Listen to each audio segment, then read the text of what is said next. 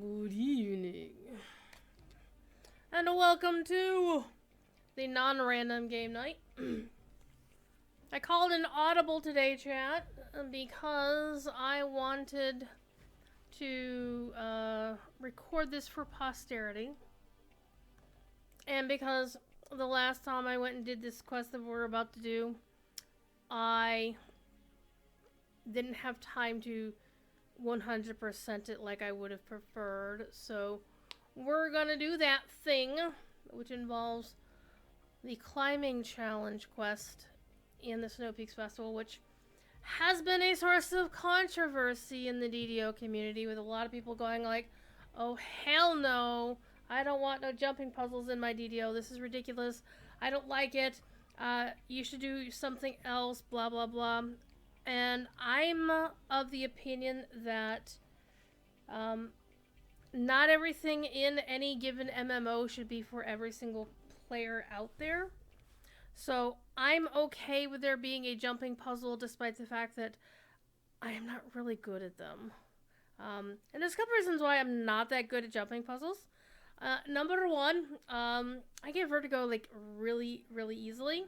And number two, I have a very bad fear of heights. So, generally in certain cases, when I know that I am safe from dying from falling and whatnot, I'm okay. Such as hopping on a flying mount and riding away in the air, blah blah, I'm pretty good with that. I'm okay with, like, running around on flying mounts, right, I'm good with that. But whenever it's a case where, like, I'm jumping and I might fall, then that's where it messes with my head. Most interestingly, there wasn't a time several years ago. You can actually find the video on my YouTube channel. Way, like one of the very first videos, or one of the early ones. And you have to go back in my archive and find it.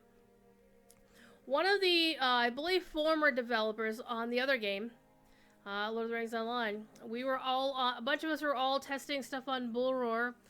And she, her dev name was Arbor, so plus Arbor, was stacking picnic tables outside the West Gate of Bree, just stacking picnic tables. So she made a stairway into the skies with picnic tables. And as long as you're hopping up, you were okay, at least for me. But it's like when she put like little twists and turns in it. I see somebody with a character name of Tyrion, and I'm just kind of snickering at that because, yeah, I have that character name elsewhere. And I was just streaming it at the time, and the poor lady took pity on me, and one time I fell off all the way down to the bottom, and my character died, and I respawned, and she ported me back up to the top. But, yeah.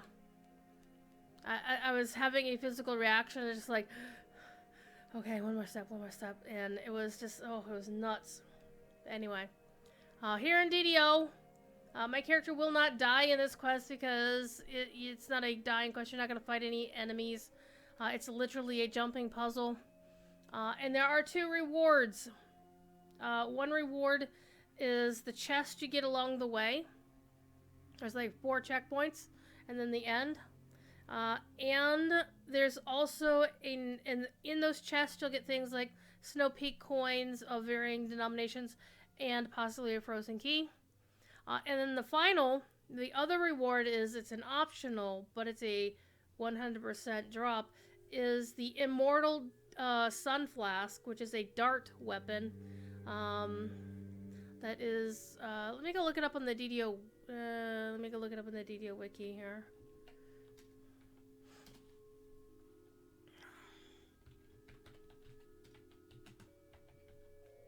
Immortal Sun Flask is, it's part of this quest. Yeah, here it is.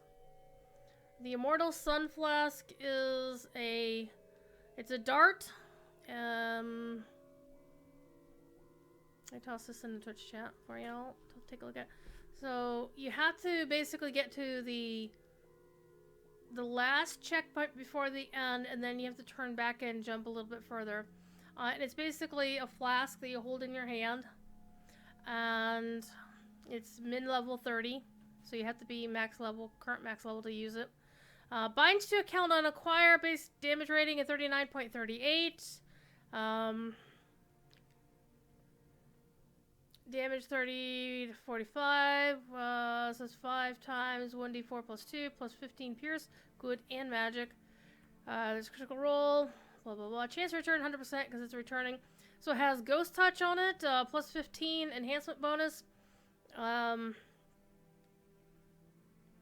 The Burns of the Shattered Sun, which basically means light damage and blinding enemies. It has Ghost Bane 6 on it, which means it also has Ghost Touch.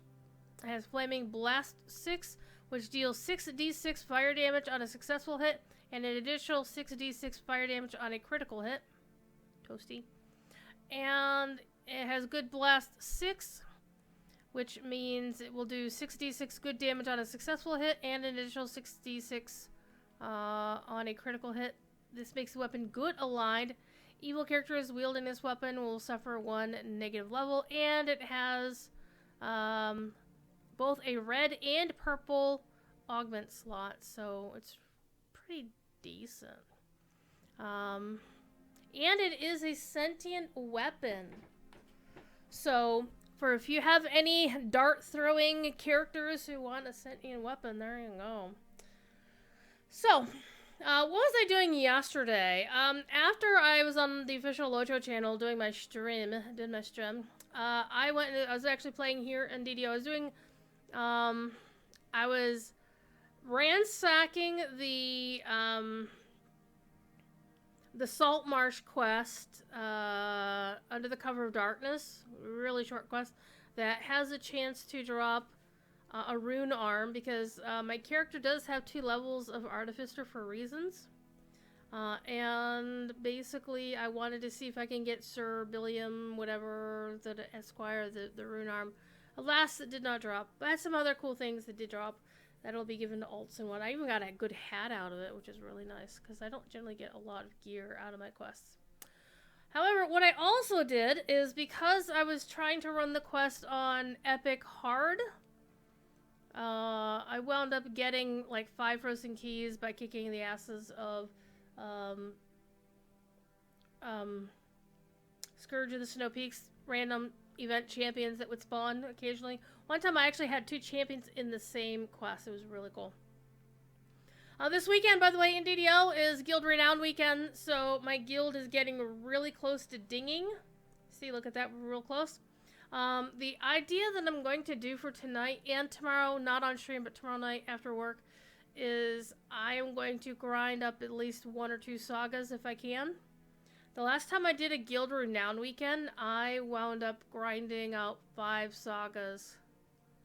Sweet Jesus. I'm not going to be doing that this weekend because already it's Saturday night. I only have tonight and tomorrow night. And I could have probably ground out a saga this afternoon, but I was playing tabletop. So, it's all about the dice today. And I did actually get to roll a physical die today during my game, because at one point the DM asked me to roll a real die versus rolling in our dice app that everybody could see. So it's kind of cool. Alright, anyway, I have some keys. I have, out of the rewards that she can give you, the things that I was going for was the new weapons. So the only one I don't have is the Ice Dragon's Tooth. I haven't got that one yet. But I do need to... I need 10 more gold coins to get. I should be able to get 10 coins out of the jumping puzzle. 10 gold coins, I should say. And then after that, I will take a look and see what else I might want. I don't actually have any of the augments, but I'm not really too keen on them.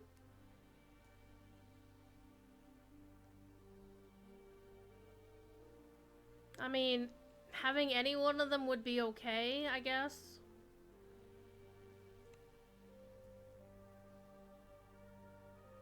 I think if I were to get one of them, I'd probably want to get this one. And so I'd need to get another 20 gold coins in order to do that. So I would need a total of 30 gold coins to get both this and the short sword. Anyway, let's hop in it, shall we? Let's take me to the climb. And as you can see, all of the stars are complete, so I have completed it once. I have a screenshot that I sent that proves that I actually did complete it, but I didn't 100% it because I did not get the Sun Flask. So we're going for the Sun Flask as well as the completion. So unlike the Slippy Slide, this is a lot tougher. It's got really banging music too, by the way, by Mr. Bill Champagne.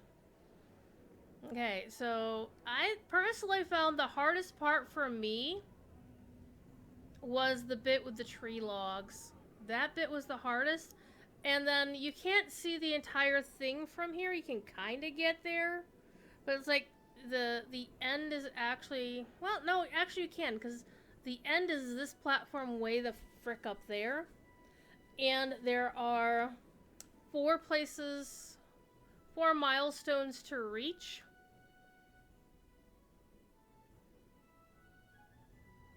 And so it starts up this way, goes up and around there. So you go up to here. Up to there, I think, is the first milestone.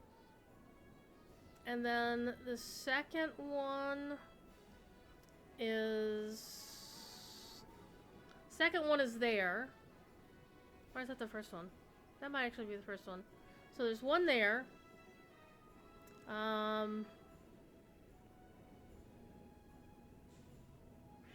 Then there is one on this platform right here. And then there's one on this platform here. And there's a very howly cat. Okay. So let's go.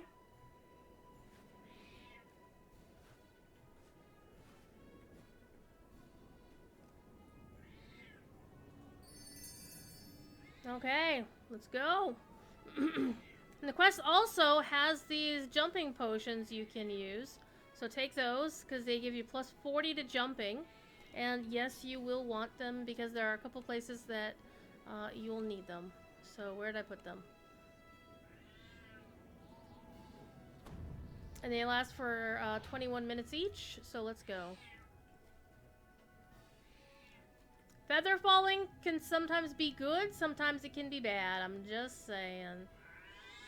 Hi, kitty.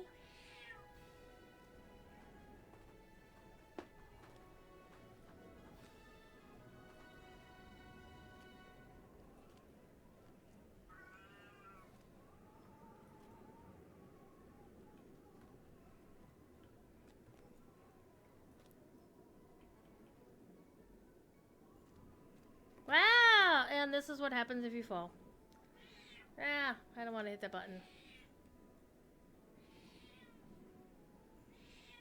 And of course, you don't die. You just wind up back on the platform.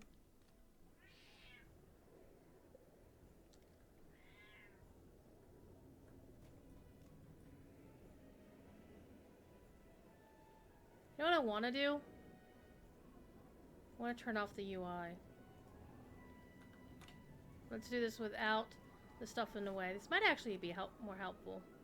Because the UI doesn't really... You're not going to use any of your skills, so...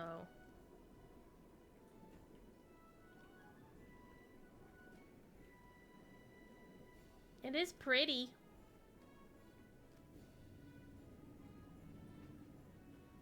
And lag is going to be an issue.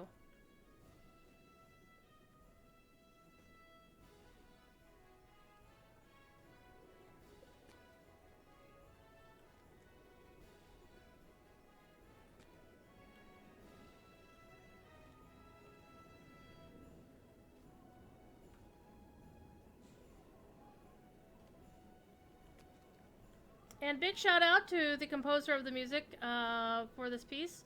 You'll probably get sick of it by the how much time I've spent in here, but by Mr. Bill Champagne. A really awesome, awesome dude. Ooh, that was close. Oh, and you'll see me twitch around here on camera as I'm doing this because I do not like heights.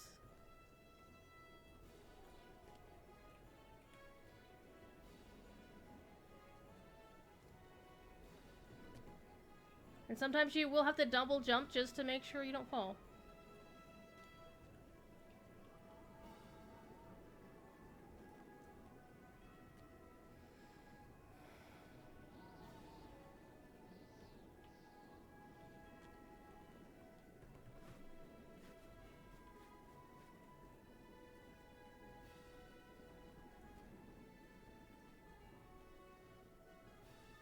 I'm actually going to turn my falcon off. That is distracting. And I'm going to turn my pet off. I didn't want that.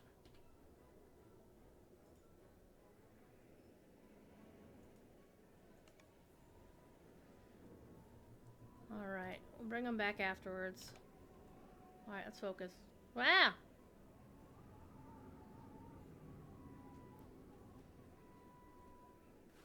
Ooh, that was close.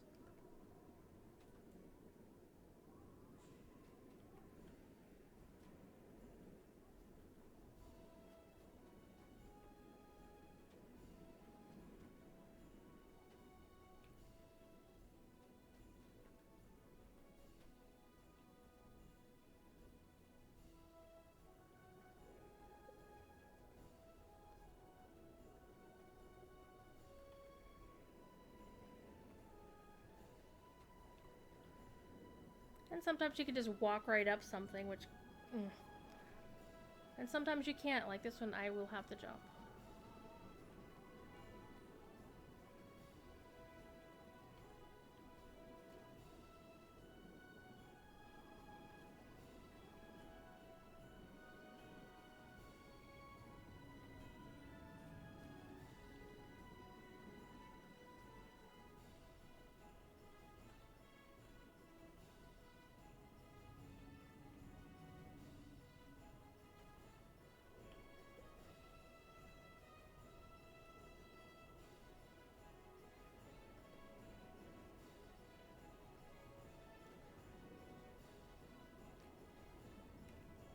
And yep, you had to jump through that. That was a place that the last time I got this far and didn't continue.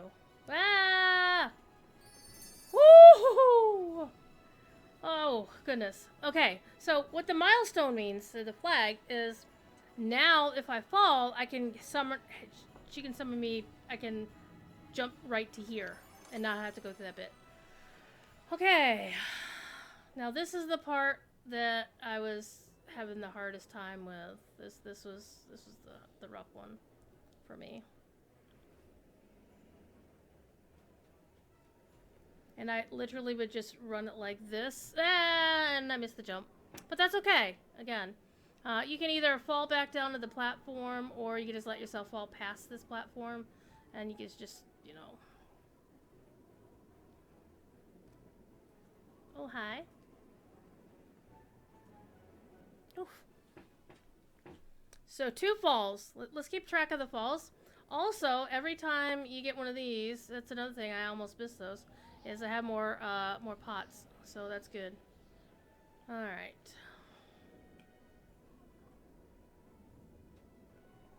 Well, let's go. This one I kind of like to just run it and then start jumping more slowly and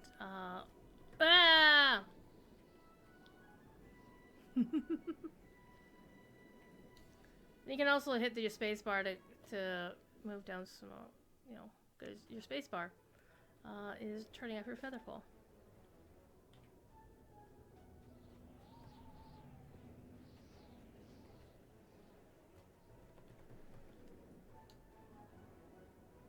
And if you do this, and you can also hit the bottom of the built landscape and lose some hit points if you're not careful.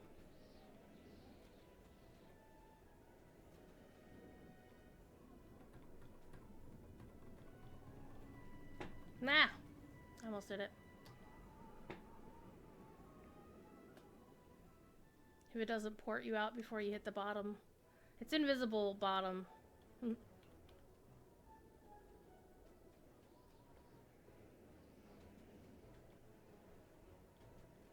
Didn't make the turn quick enough. And you get the coolest, like, loading screens to like, which expansion did that come in?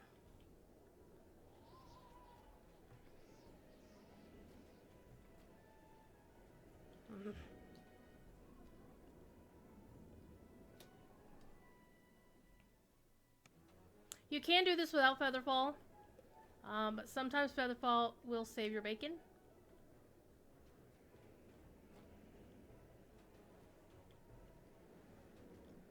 Ah, gosh darn it.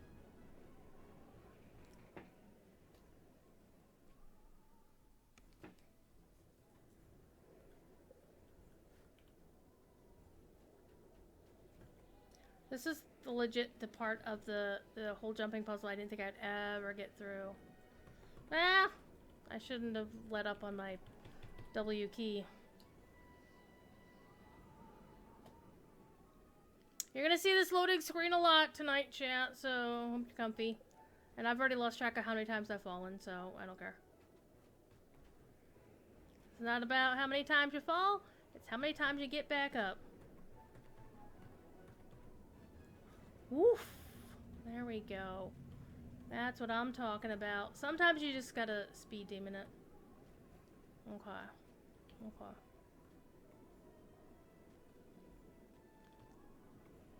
And that one was like, oh!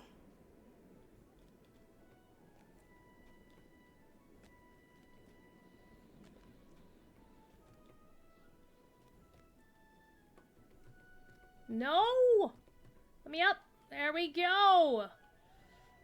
Alright. Woo! Second try. Excellent. Alright, what do I get in this one?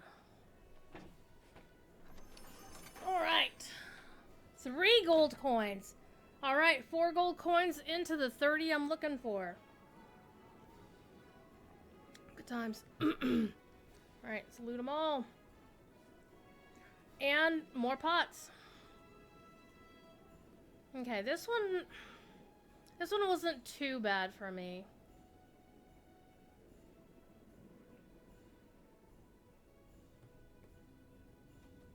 Ah! Well, that was dumb of me. The downside is it takes longer to fall. Once the higher up you get. Alright, let's try this. Let's do this for real, kids.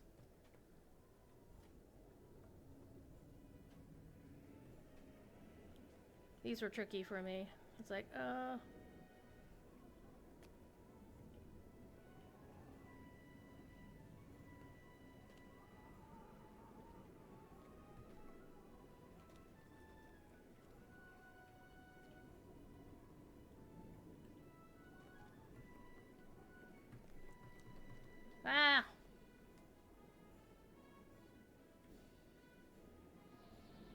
So after you get to that flag, you can go back and go to the top of the house and get something.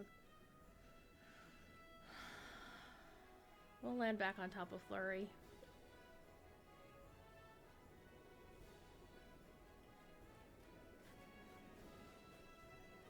Hi, Flurry.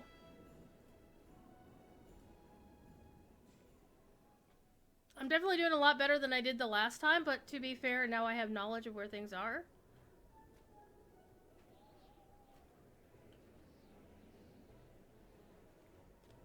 The side of the house is definitely tricky for me.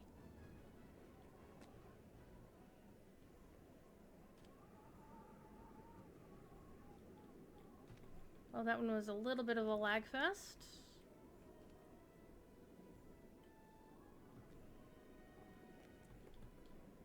Zoop! And it was whoosh.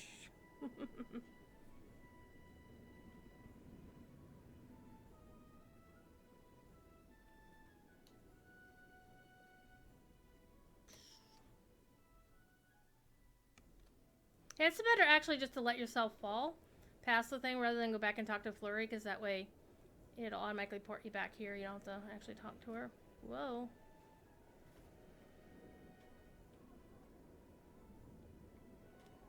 Probably shouldn't have had such a large supper. Because my stomach's in knots right now.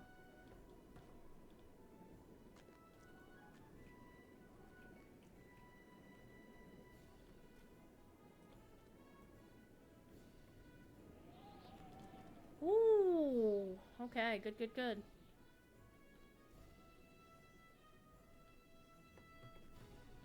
Nope, nope. Once I hit the side of the building, I knew I wasn't getting anywhere.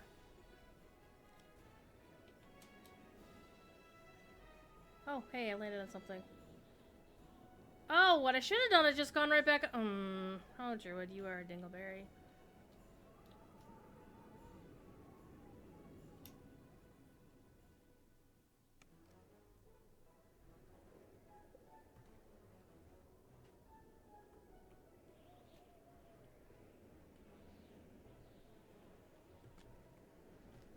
Yeah, that one wasn't gonna happen. And we got nice landscape to look at. I don't know where in the universe those mountains are so damn tall. But, you know... The Snowpeaks?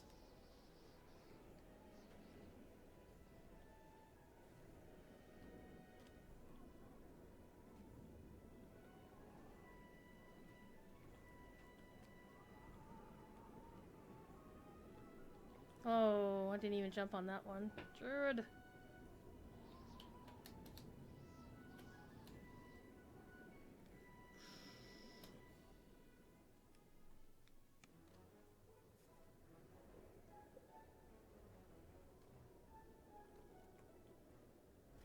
One thing I kind of wish is I wish they didn't have something behind you. So at, like when you're facing your first jump, because it messes with the camera. Unless you zoom in a little bit.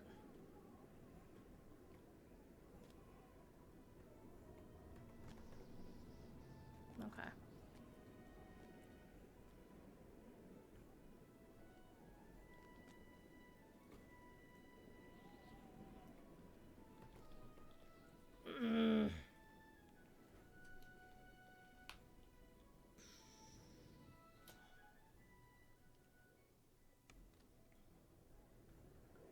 See, like, look at this. I have to, like, zoom in a little bit. Otherwise, those get in the way.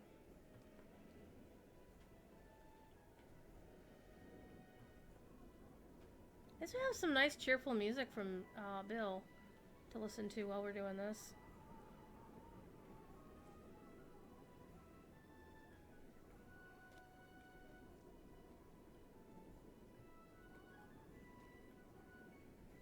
Imagine somebody trying to do this in, like, with a VR headset of some kind.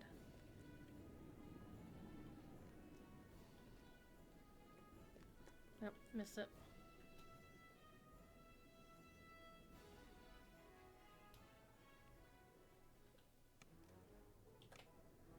Okay, so I got 5 minutes on my jumping pot.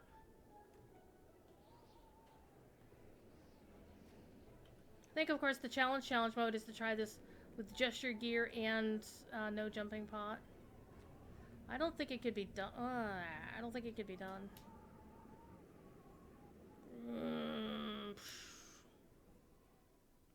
Though I'm sure some DDO player or other will immediately prove me wrong, and that's fine. Much like our dear community manager, I don't really care if I'm right or wrong in this matter. It's not something to be fussed about. So I played tabletop today. I started off my day as an arcane paladin.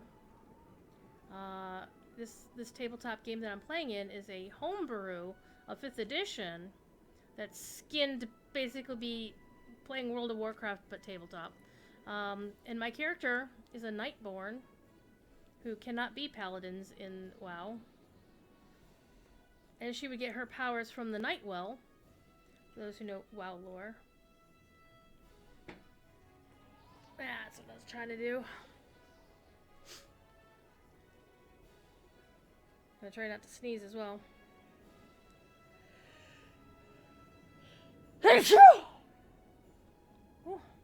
Yeah, try sneezing in the middle of a jump like that. Okay, let's see if we can go on to the next bit here. Let's try to run up this way. Whoop. Nope, we missed it. I should have waited and then did the second jump and then, yeah. Alright. Druid will know better next time.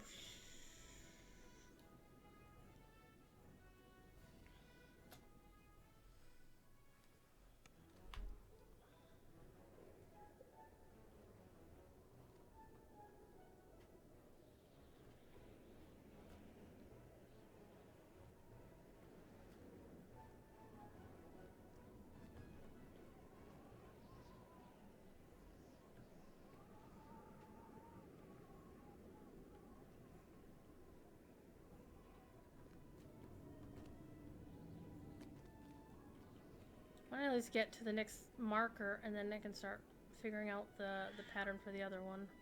Because I don't know the path for the way back to the flask. My cat says hi. Hello, Thiefy. There we go.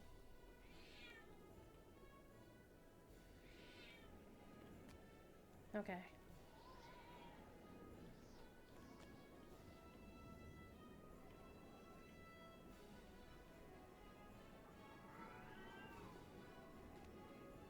Okay. Okay.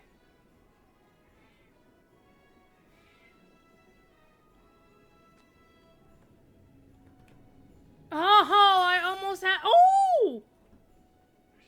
It still ticked! Sweet! Sweet! I keep hitting the X button. There we go. Hi, kitty kitty.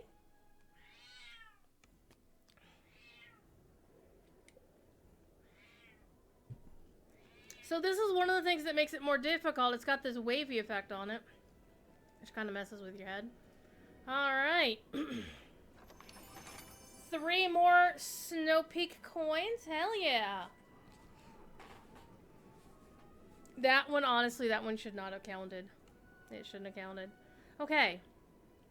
So you see the path over there to the right? That's the way up to the top of the building, and that's where we need to go next. So the end of the quest is up there, right?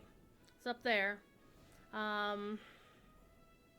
But we're gonna go back and see how we do, because I can already see that there's that one blind jump right there that might be tricky. We'll see how we do. Let me see. Oh, I'm gonna wait for the pot to... Well, actually, I could just use another pot now and just restart the timer. There we go.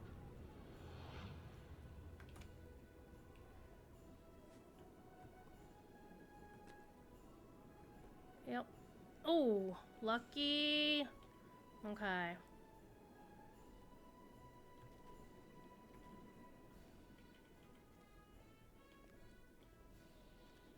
Okay, so this is like the first of our blind jumps. Well, I don't think it's blind. You can see where you're going.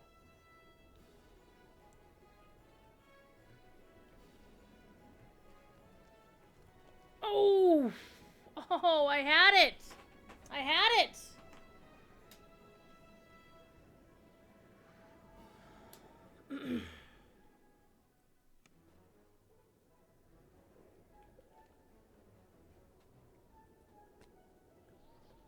Whoa. Game, behave yourself.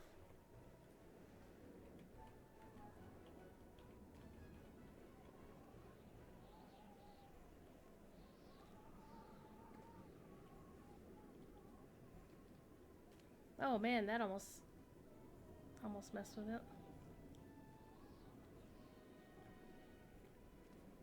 Oh, haha. Wow.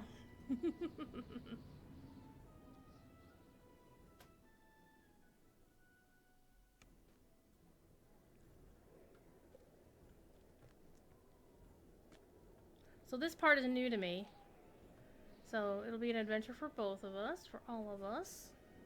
So give us a shout in chat. Have you completed this quest before?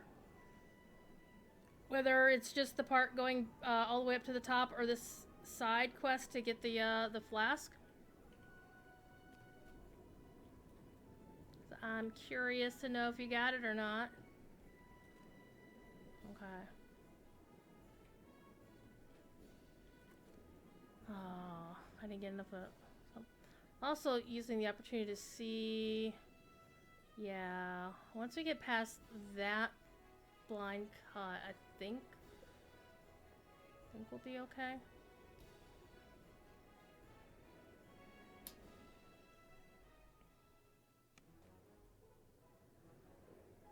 And then we can get back up here and then continue our climb for the rest of the way.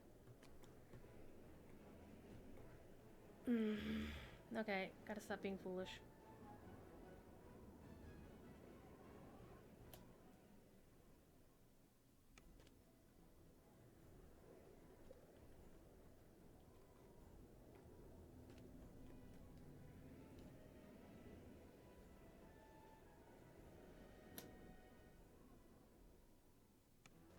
It is a very forgiving quest, I will grant you that.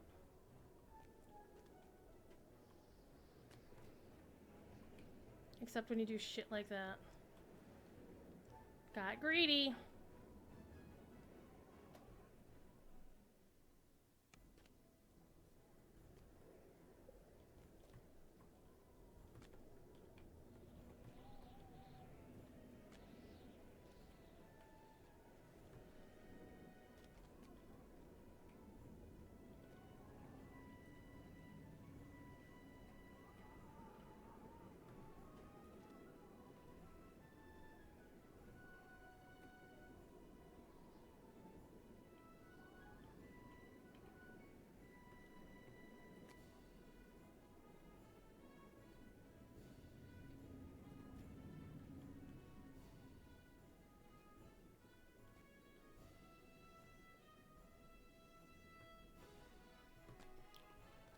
Ooh, another jumping pot.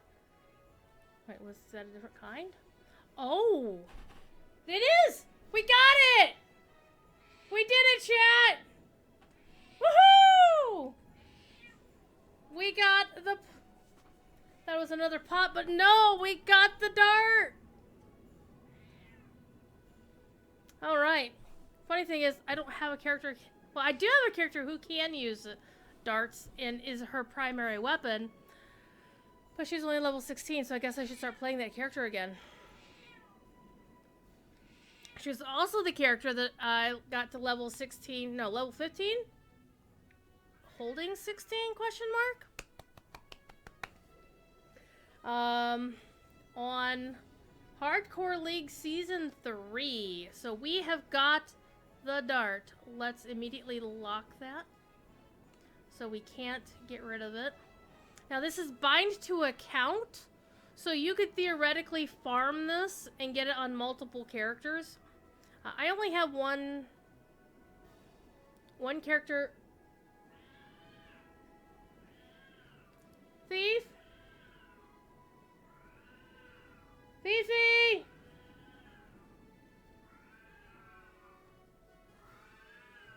My cat is very grumpy about something.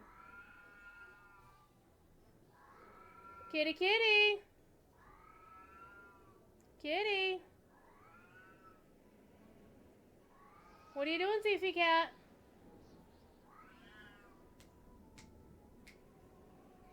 He's gonna meow? He's meowing. Are you mad at something? He's being loud for the sake of being loud. Okay, chat, we did it! Okay, so I only have one character on my spreadsheet who uses darts as her primary weapon. So let me go take a look. She also uses throwing daggers. So let me go take a quick look and see. Where is my DDO stuff on this?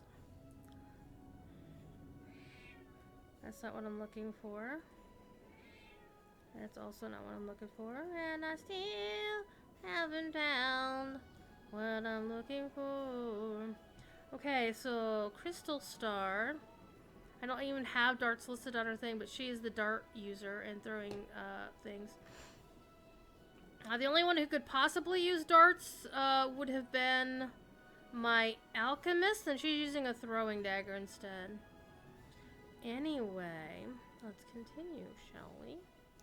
Alright, so the quickest way off of here is I could just jump back. It's just quicker to just YOLO. So it'd be funny if I could just jump back. But we're not going to make it. Alright, now let's complete our quest. And then we'll go do some actual questies. Alright. Wait, I got an achievement? Twitch gave me an achievement for what?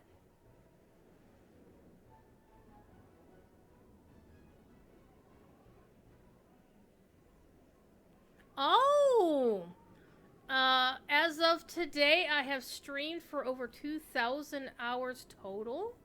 So I got an achievement. That's pretty nice.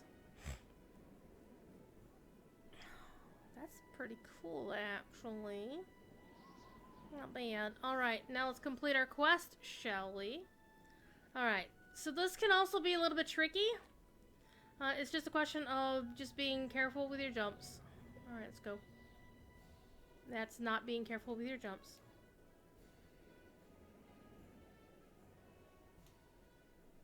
Let's try that again. Okay, now, yeah, I still see the thing, and that does throw me off a little bit.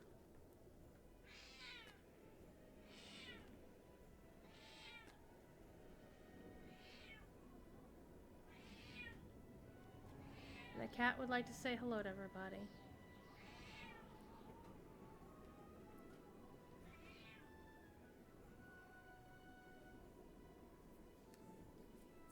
Okay, there's no more flags. This is the last segment of the adventure.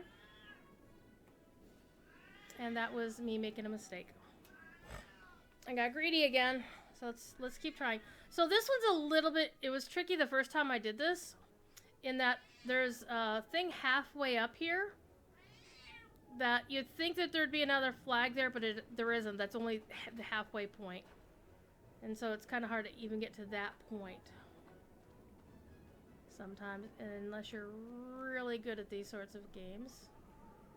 And I think Cordovan is going to do this on his weekly Wednesday lunchtime live stream next week. So that'll be an adventure. You get to listen to him go wow all the time, which I find adorable. Again, this is really where game lag can be tricky and can screw you. And this one is, like, you don't want to be hugging the rock. It's one thing I've learned about jumping in DDO. You never want to hug the rock, because it will kick you off. It'll push you away from where your path, so.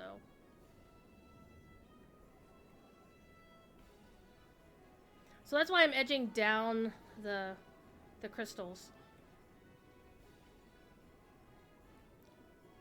So I can hug up to the rock rather than trying to skirt around the rock.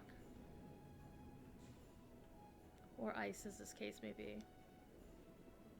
And I'm being very careful. Or trying to be! And sometimes the game is very, I like landing on these more than I like landing on the tree limbs, because the tree, or the pieces of roof.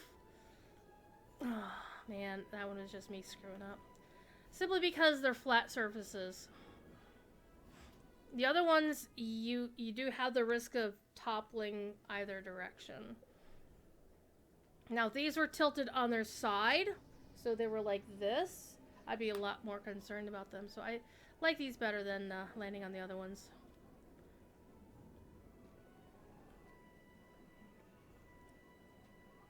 Thief, what are you howling at?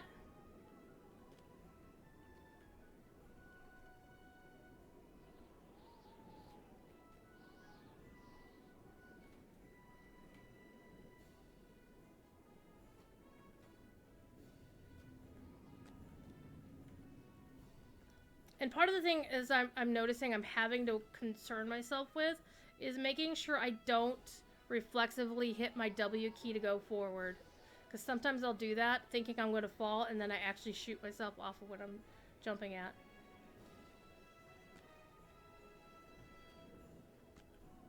See, it's just right there. I almost did it.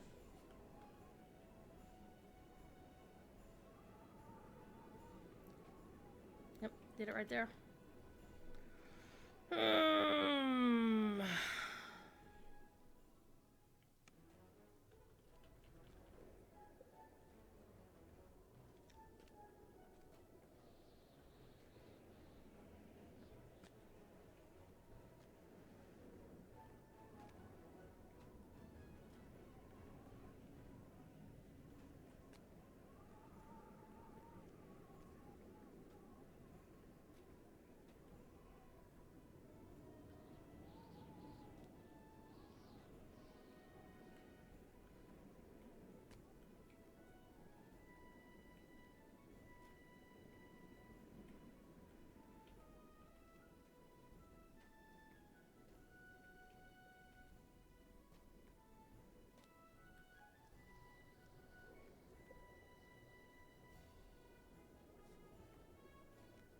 Ooh, I got lucky there.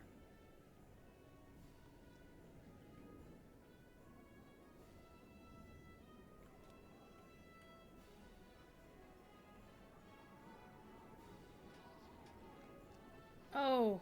No. That one was a game lag. I had it, and then I didn't have it. Meow, meow, meow. Meow, meow. Black cat.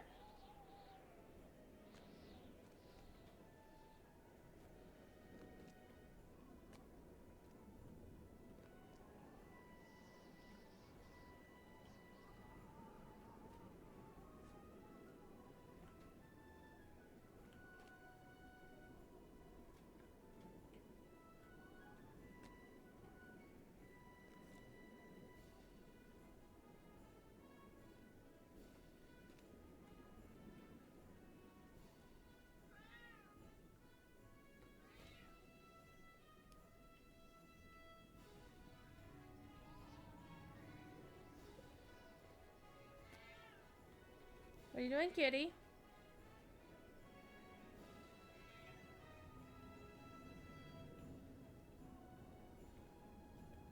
Oh, man. Thought I had it.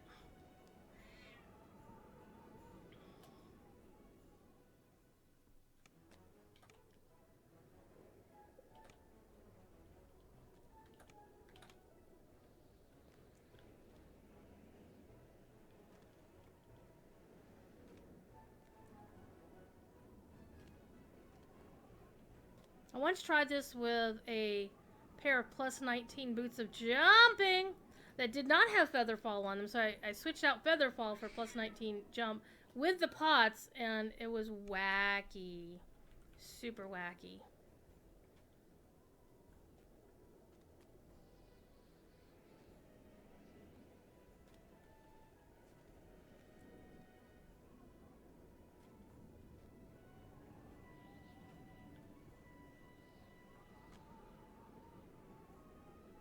Yep, that one was the game just suddenly decided to lag just as I jumped.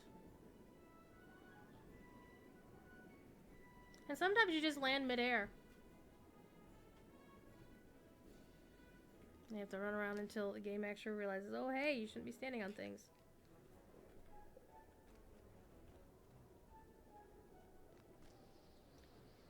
Okay. That's one way to do it, I suppose.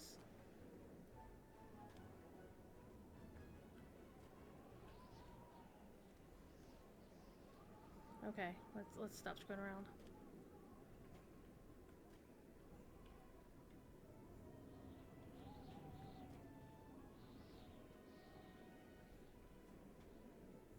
In this one, there's actually a little bit of a drop, so you don't want to start your run on top of this piece of ice. You want to actually move forward until you fall down onto the crystal. Because I've had a couple times where I just started on the ice, and yeah, it was no bueno. It would screw up my jump every time. Both times I did it.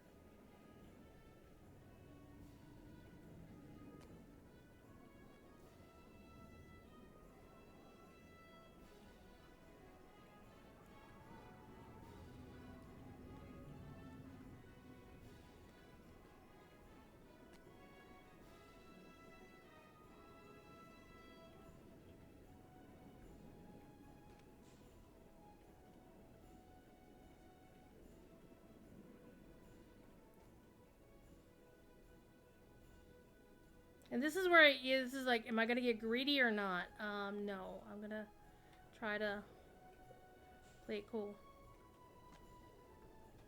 Okay, this does not count as anything. It's just kind of here. It's just pretty. So you still have a few more jumps to go to finish.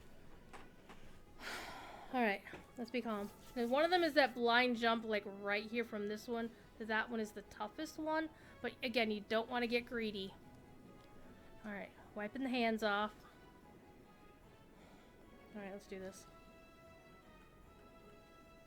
So if I screw up here, I have to start all the freaking way back down there.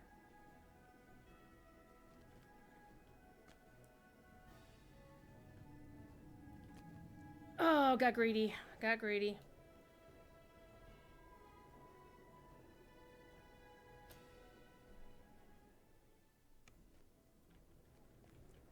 I think, honestly, that's part of what makes this segment rough, is because you're expecting there to be like a flag or a midway point. And there isn't. You have to start all the way back at the beginning. Well, down by that last flag. Yep. Game was not being friendly there.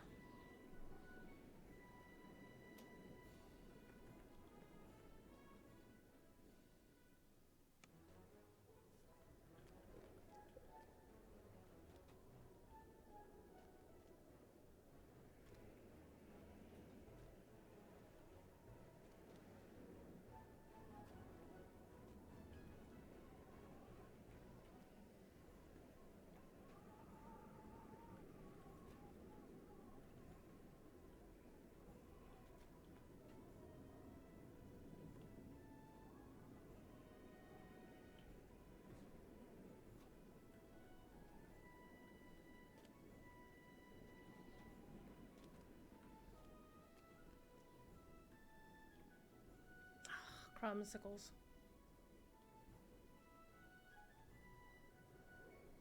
But we got our flask, kids. We got the flask.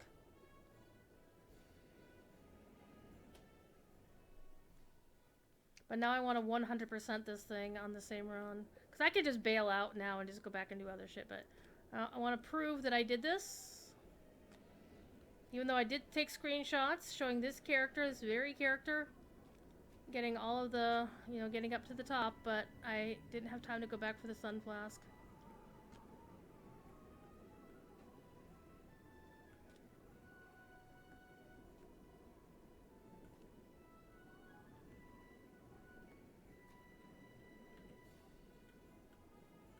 And yes, I was mad about that.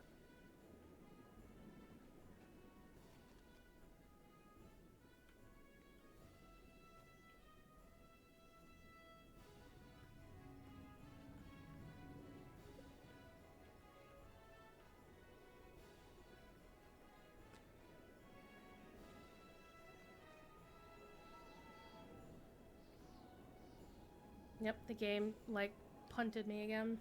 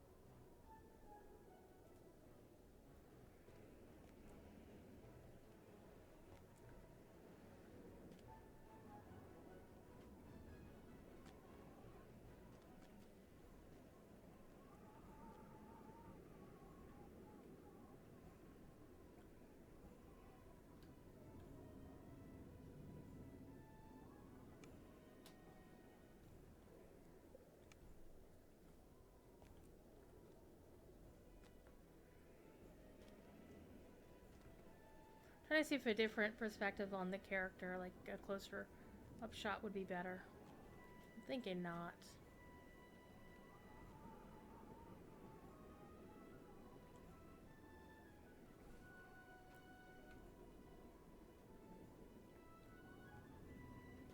Okay, we got lucky there. Yeah, I need to further be able to see how much room I have left.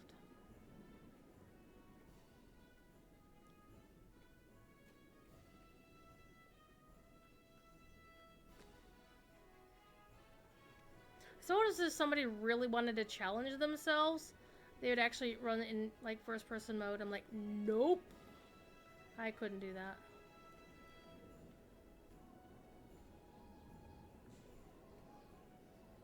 Yep, game did not want to do the things.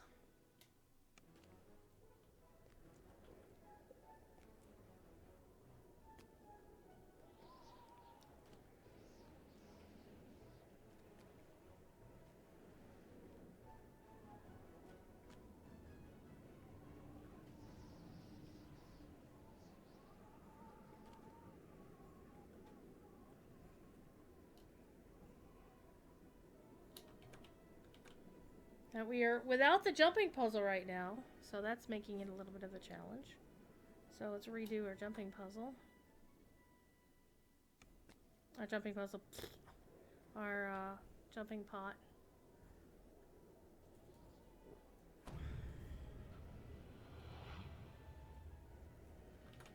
I do find I am finding it a lot easier to do this without my UI on. Because I don't need the UI for any reason. Other than to see, did my jumping pot wear off or not, which it did. I was wondering why I was having a little bit of difficulty there. Ah! Okay, that's a little bit too much jumpy. The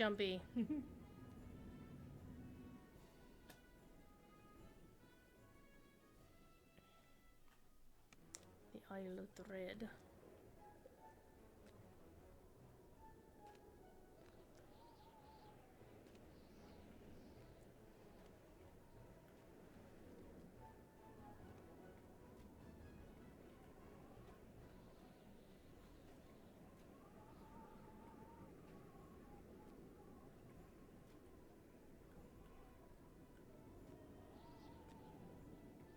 I can imagine somebody would get like real sick of the music after hearing it like 50 million times if they're jumping badly.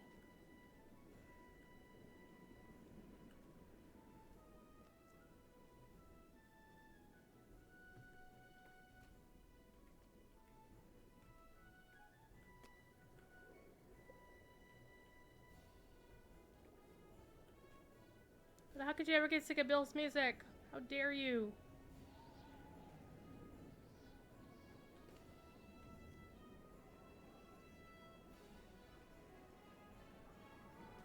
Oh, got greedy.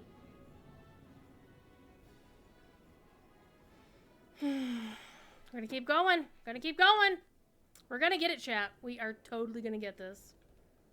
I want to hear all the GGs in chat once I do. And then after that, we'll go do some actual questing. Well, actually, what we'll do is I'll use my other frozen keys and do the slip and slide.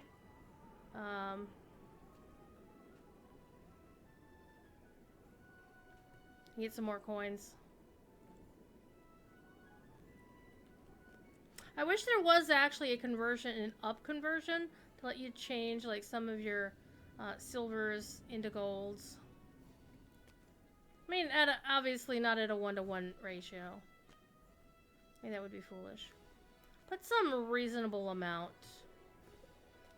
That way, if you're unlucky with your gold, getting gold coins, you can still get the things, because you can't pretty much get any of the items other than like cookies without, and candy cane, like the very basic consumables without having gold coins. So, and of course with this festival you can find if you run quests on hard or elite or reaper, you'll have chests that could spawn once you defeat these new champions called the Scourge or the Snowpeaks. You'll see them because their name title will be in blue, like it's light blue, icy blue, and I'll say Scourge of the Snowpeaks, and they themselves will be covered in like this blue overlay, so you'll know it's them. And when you defeat those champions in those elite, hard elite or reaper reaper quests, then you will get a chest that'll unlock, and you could get frozen keys, you could get coins of any of the 3 kinds. And I gotta say, it really sucks if you defeat a champion and you just get a single bronze coin. But it happened last night, and I was not happy, but you know.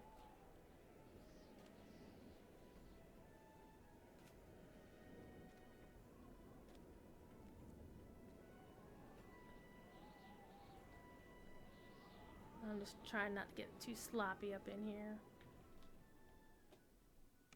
Meanwhile, my D&D group are chatting in their Discord, and I'm over here. But I want to get this. And there's no time limit on this other than your own patience, really.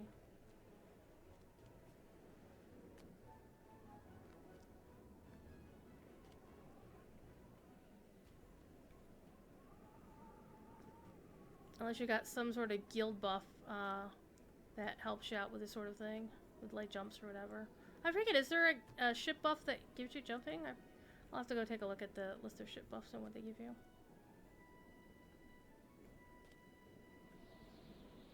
I'm now learning that if I'm going to move away, I need to do this and just, you know, do it this way.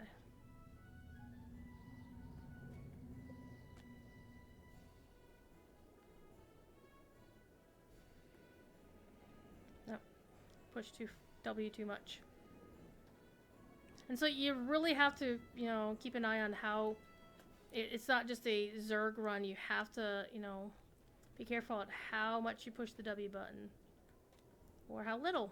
Sometimes you push it, you don't push it enough, and then you fall before you land where you're supposed to land. And sometimes you push it too much, and then you just run off with things.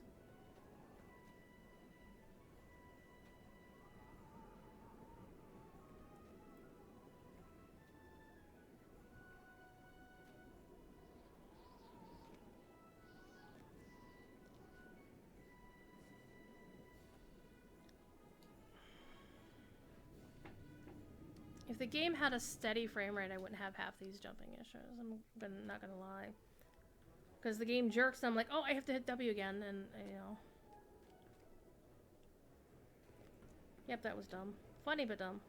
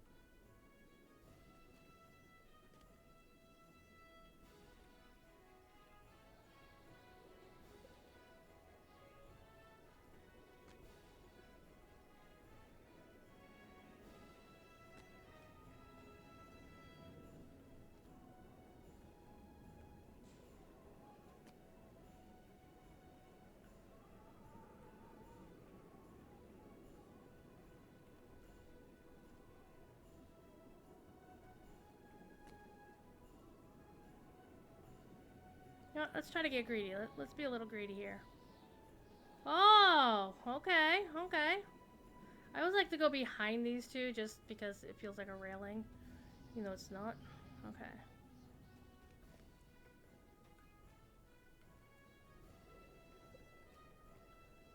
Oh, oh, man, I almost had it. Maybe a little tap of the W would have gotten it. And that's actually the hardest jump in this entire segment, I think, because it's almost a blind jump. Alright, let's try again.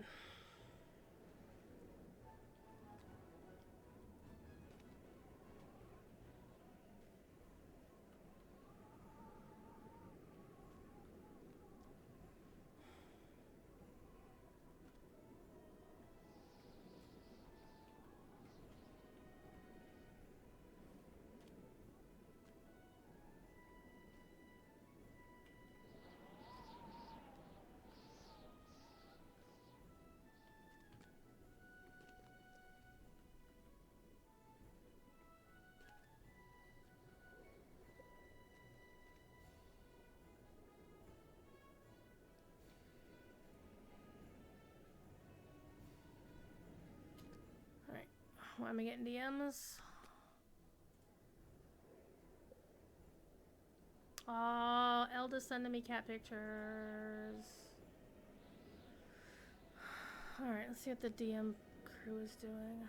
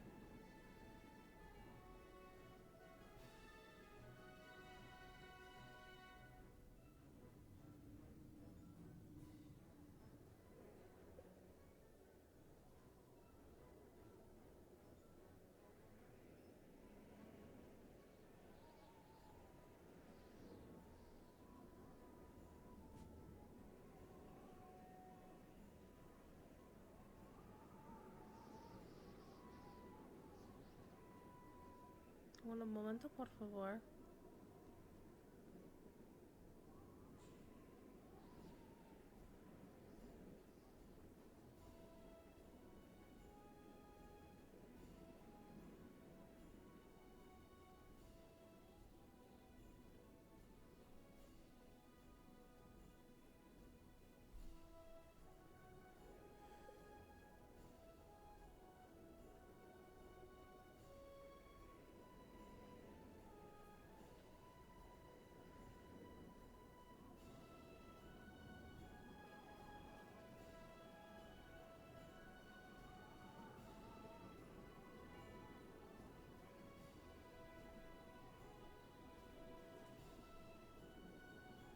Alright, let's get back to it.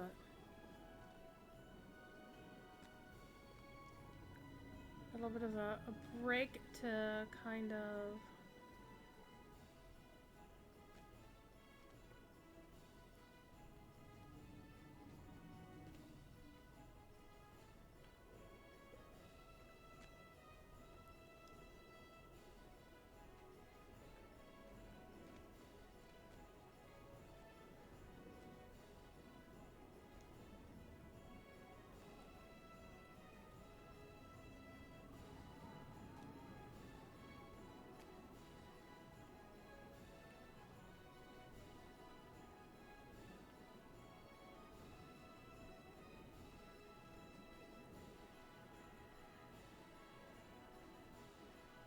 Alright, we're getting there.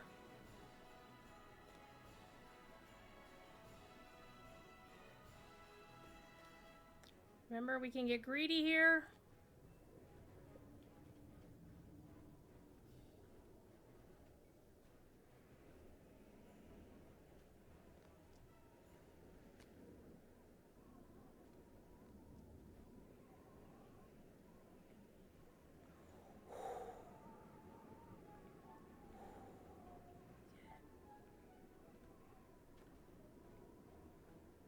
Oh man, game, stop it. Jeez, oh Pete.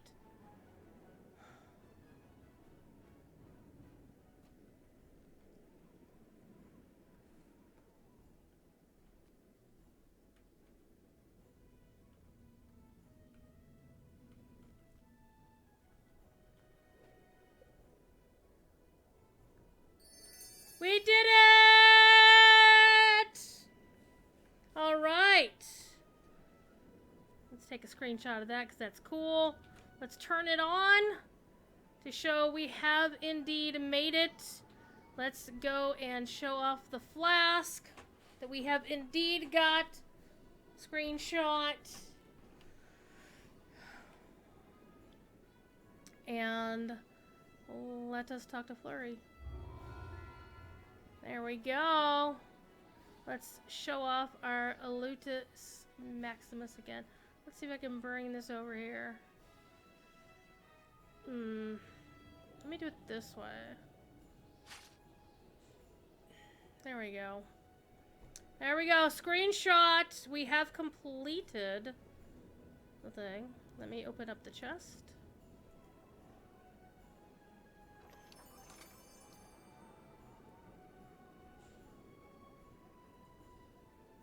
Let's see if I can get all of this here.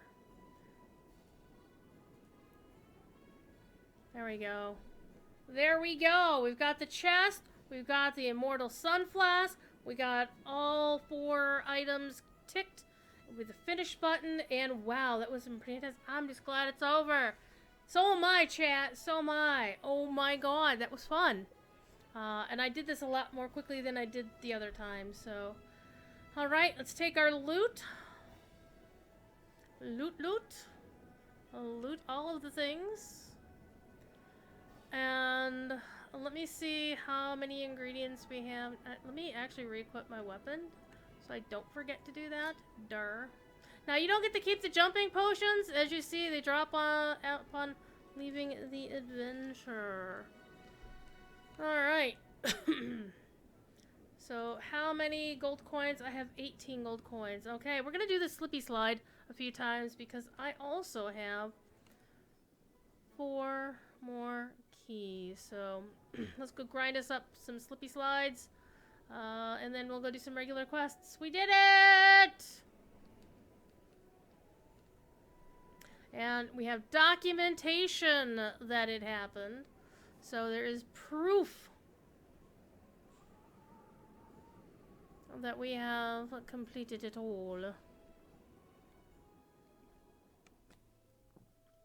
I can't remember which quest I did first. Alright, let's go to the peaks. This is just the easy slippy slide. I'm not even going to grind it all down. I'm just going for the gold coins. So we got 4. We're going to do this like 4 times real fast. And then we're going to do some quests. I need to go find which saga I have the furthest progress in. Whether it's going to be the Feywild, or if it's going to be, I think I've got 2 quests on the Feywild done, and I've got 3 quests of Saltmarsh done, so we might go to Saltmarsh. Okay, let's bring it on. So all we're gonna do here is just go to the slip and slide and just get the gold coins. That's all I'm here for. If I miss any coppers, I ain't gonna worry about them.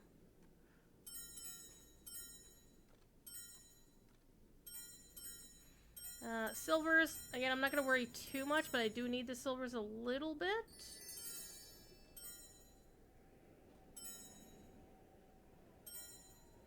And this is actually a really good idea to turn off your featherfall for this. Otherwise, this takes forever.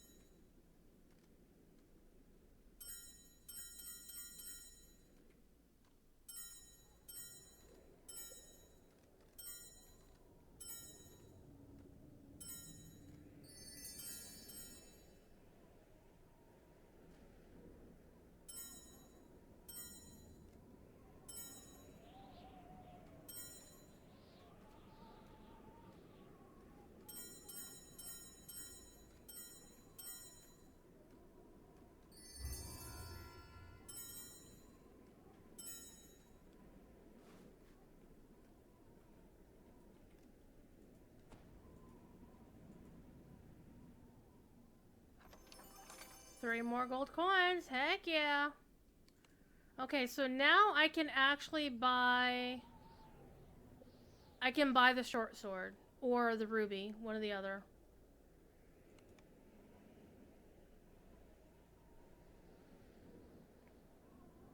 I think I'll get the short sword. And then I'll work to get the ruby. That'll be fun.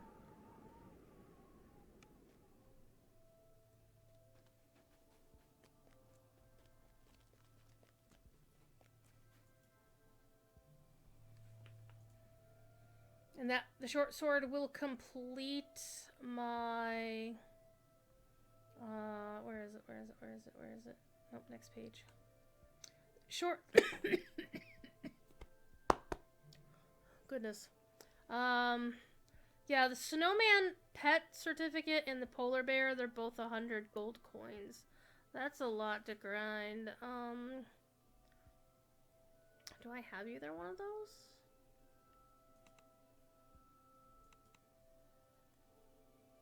I have the animated snowman. So I don't think this is the same. Might be the same? I mean, it looks like the same icon. But I do not have the polar bear, so... And I don't think I'll actually get the polar bear. I mean, I don't normally have pets out, but if I do, I generally get something that isn't an animal. Or at least it's something that's... I don't feel bad about it dragging behind me. Okay, so the short sword is the only one I don't already have, I'm pretty certain. But let's go double check at the bank. Just be on the safe side. High mortality. Alright, let's go back to Twitch chat.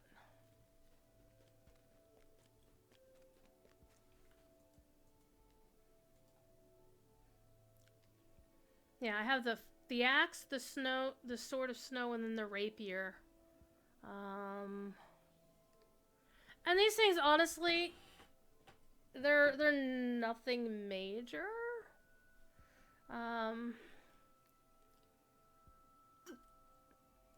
They're, you know, level 4. But, like, if I had a dwarf axe wielder, she would kick ass with that. I do actually have a dwarf axe wielder, but she's level 10, so that won't really help her. But what I'm going to do with those items is turn them into cosmetics, because, I mean, that's honestly the whole point of them, aren't they? So we will do the thing. So verify that we already have the axe, the rapier, and the great sword. Now we're going to complete the set and get the short sword, which is the Ice Dragon's Tooth. Remember your failure at the tooth. Okay. So if we're really lucky, we might get... We're still gonna have 7 coins left, so if we get 20 coins with our other few... with our 3 other keys, then we'll be able to have enough to go back and get... Let me get this first. There. Got the Ice Dragon's Tooth. Alright. Then we'll be able to go back and... Let's clear this. I'll go back and be able to get the other thing I would really want is that Ruby Eye the Glacier.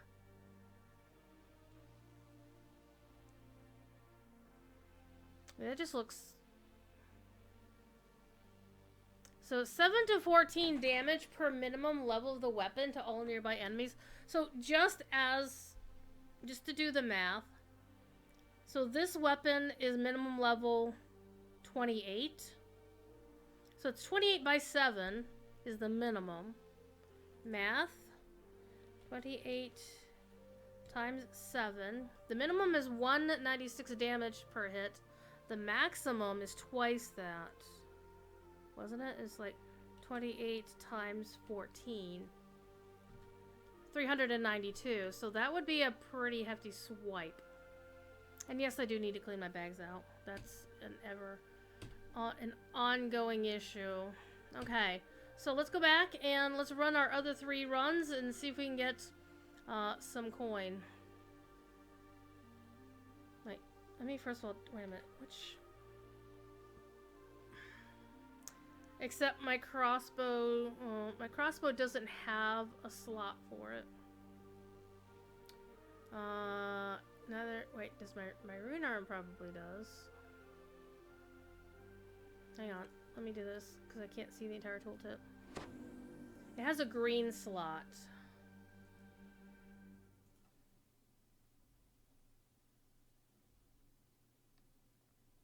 Oh, that won't fit in it.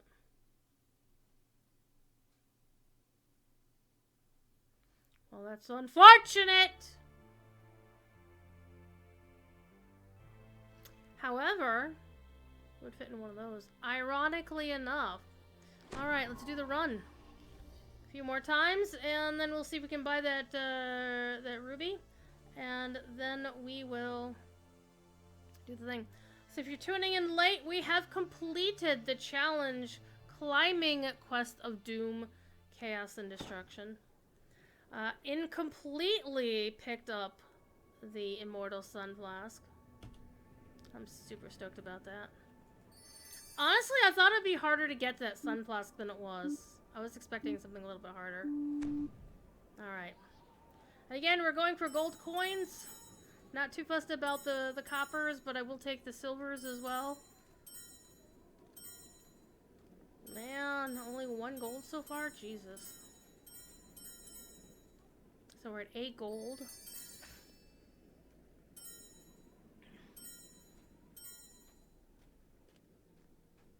Ow, missed it. Might have to actually go back for that one.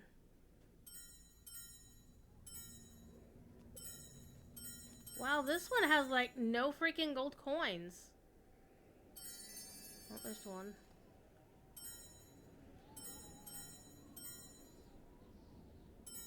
Again, I'm not too fussed about coppers because I have like a bazillion of them. Bronze, coppers, whatever.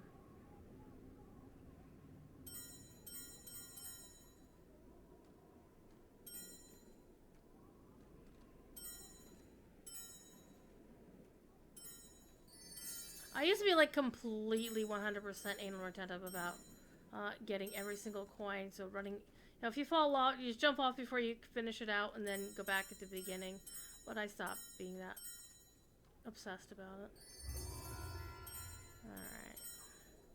How many we got now? But I'm stoked we got the flask. I got the flask. I wanted that one. 13. So we need 7 more gold coins so I can buy the ruby that I'm looking for. Give me that chest. Hell yeah! 4 of them! Hell yeah! I'll take those. So now we need, what, 3?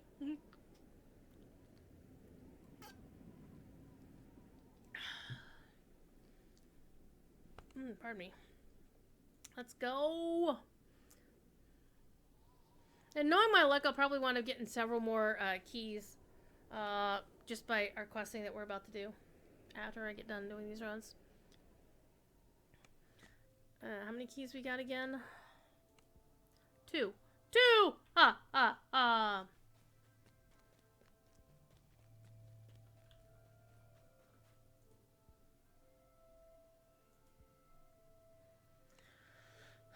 So I have 0 desire to do the climb again this year. I mean, yes, you do get nice rewards for it.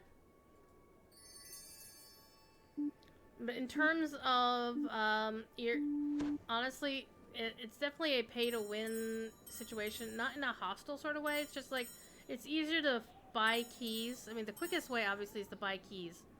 Hi, game lag, stop it.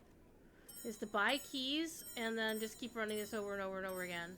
This is the path of least time and least... And then your next option is to actually just do quests, get keys, and then run this. Especially if you're not good with jumping puzzles.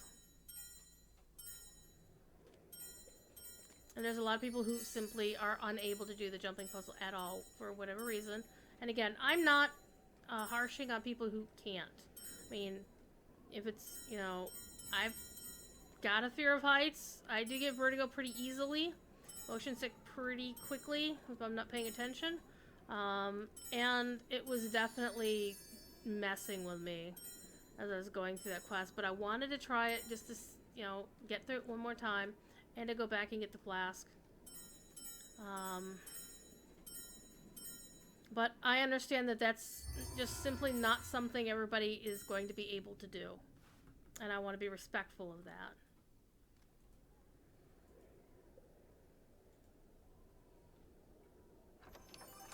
Alright, got another gold coin.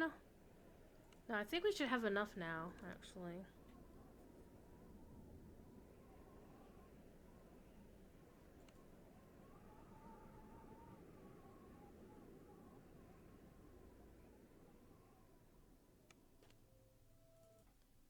Yeah, we do. And we still have a key left. So now I guess we have to consider, since I'll probably get keys, you know, just my regular questing throughout the rest of the event, is I should be like, what should I get next? So let's actually consider what we're gonna get next. I mean, you can spend, like, you know, tons of these. So I could buy, like,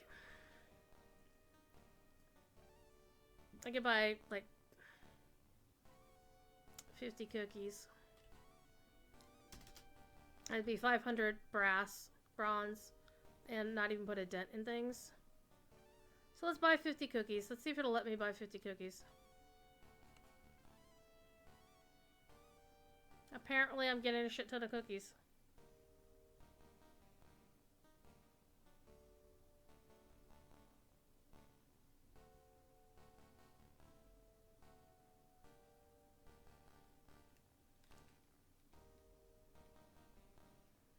It's gonna run for a while. There we go. I just did a shit ton of cookies. Where's my cookie jar? Where's my cookie jar? Gerard, where's your cookie jar? There's my cookie jar. So look at all these cookies that I just picked up. I never use my cookies. Look at all those pretty cookies I have. And of course the jelly cakes. This cake allows you to cast the spell Snowball Storm. And so the cookie jar and the festival thing became a big deal on Hardcore League. And that is people were like, what? Oh man, I could have used those too. Jeez. Okay. So we bought some cookies. Let's clear. Alright, what else can we buy? So let's first of all buy the ruby that I wanted to buy. So before I buy the one I was eyeballing, which I was eyeballing this one because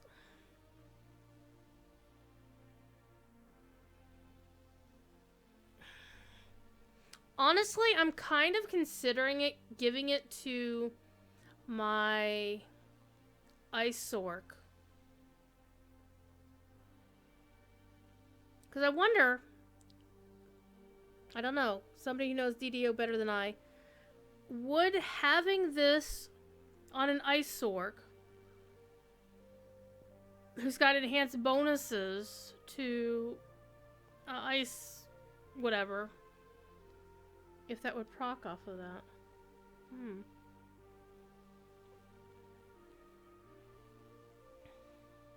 But I do like it, so I think I'm going to take it.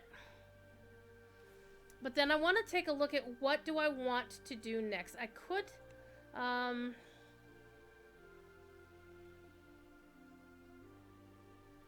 crafted trinket. I really haven't done much with Caneth crafting. Currently what I have right now is the Epic Voice of the Master, which I really need to put something in it.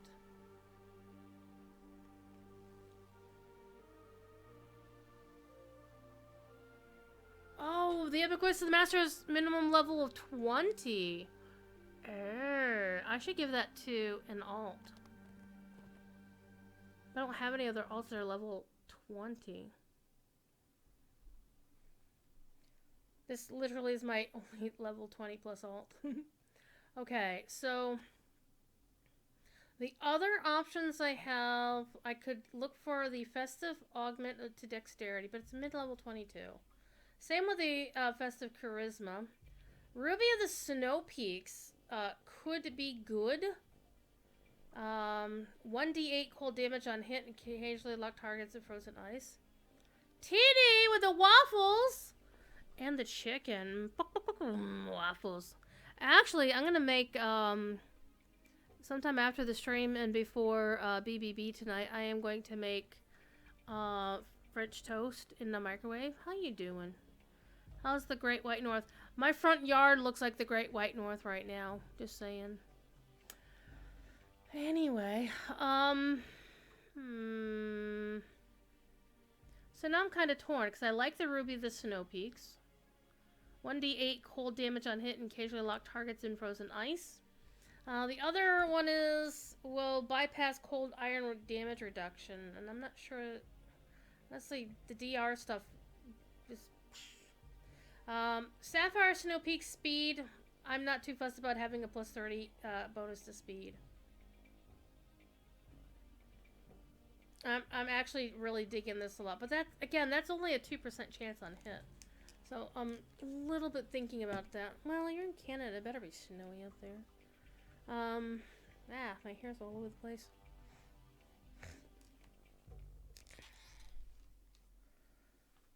My hair is all over the place.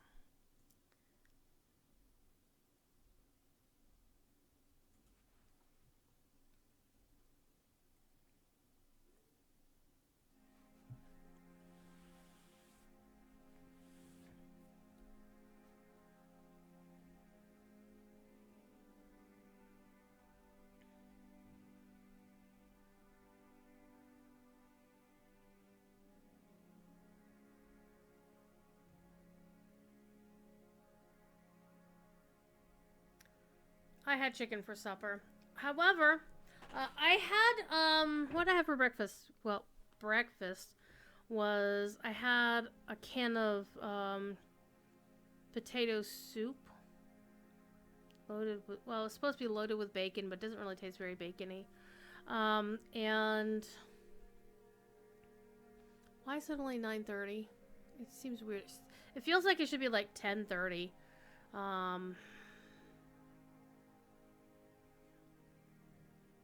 And that was at like 11:30 this morning. And we played D&D till like 6 o'clock, from like noon to 6. And then I didn't actually start supper or put the chicken in the microwave until 6:30-ish. So I didn't actually get done eating until, I'm going to say like 7 something. I'm actually getting a piercing thing right here. It's coming from the key light. So, I don't know. The Ruby Eye the Glacier, again, it's a really nice benefit, but it's only a 2% chance to hit. Versus the Ruby the Snowpeaks, which will always add 1d8 cold damage and occasionally lock target. Honestly, the Ruby the Snowpeaks is sounding better. G got you hooked on Taijin, Mexican spice. Oh, G? Who's G? Do I know G?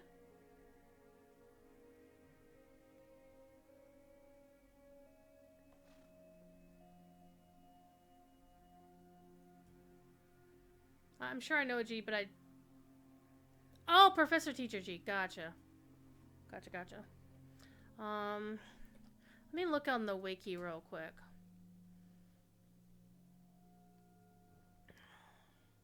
Oh, this is really bright, too. This is not helping.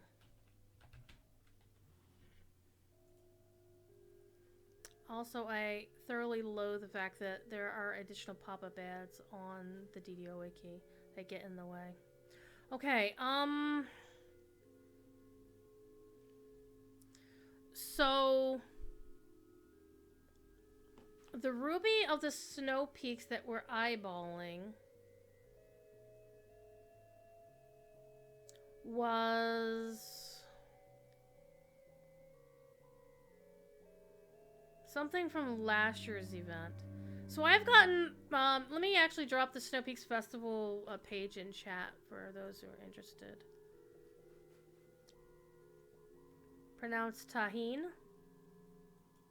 Oh, yeah, the J is, yeah, Mexican. Tajín. I knew that.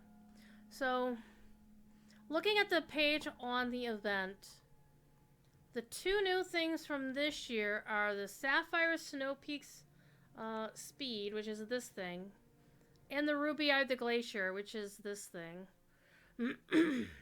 But this is also an AoE. If it procs, it's an AoE. And notice it's a cyan, whereas this is a green. And those are blues. Those are blues. So, the cyan is typically... The green-blue cyan progression in DDO is the same as it is in basically, the colors are the same. They also have orange for legendary stuff, but they don't have the golds that we have. So, the new stuff for this year is the green sapphire and the cyan ruby.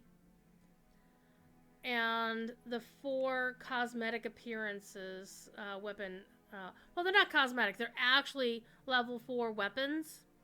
But for all of my characters who could use them, they might as well be cosmetics. Which they're going to wind up being cosmetics.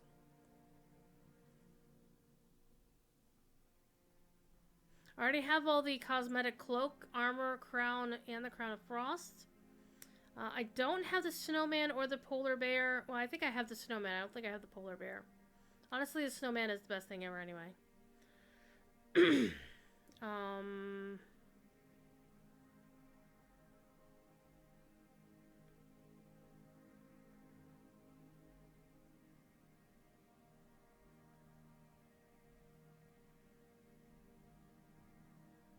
I keep waffling on the new ruby or the older ruby.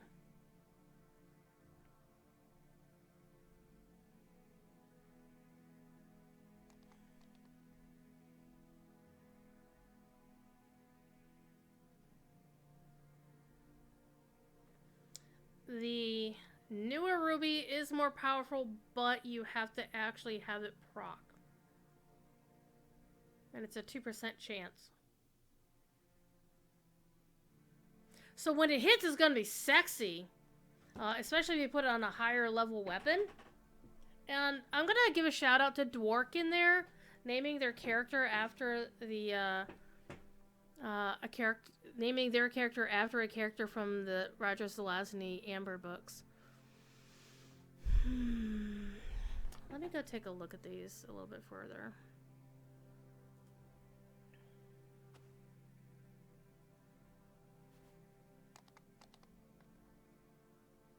I don't really see...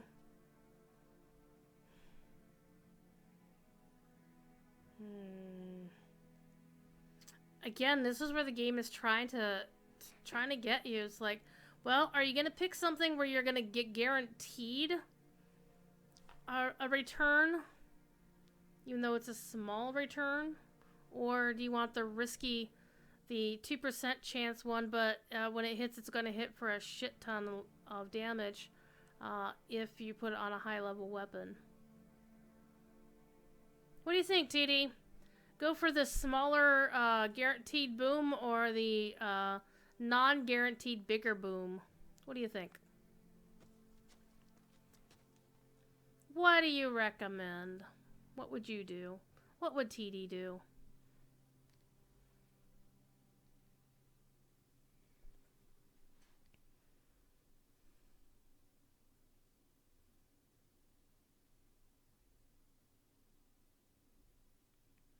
Go for the guaranteed hit? Okay, we'll do that. Now, it is very possible I might get enough mats because, you know, the event goes till the 22nd. So, by playing the game, I might get enough mats to get the other one. So, alright, we're going for the Ruby of the Snowpeaks. We'll get this one. And... yeah, it sounds like a plan. Let's do it.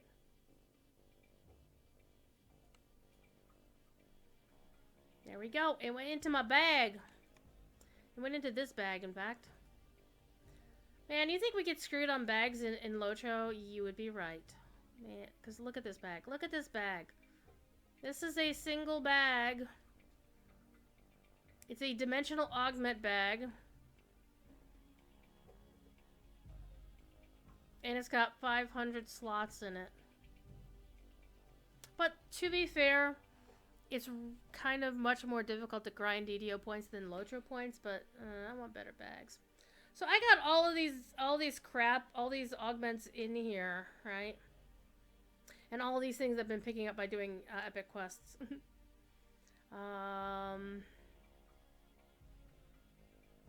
And now they're all in there. Okay, so we can't buy anything else right now because I don't have 20. How many do I have? I have 2 left. Yes, I have 2 left.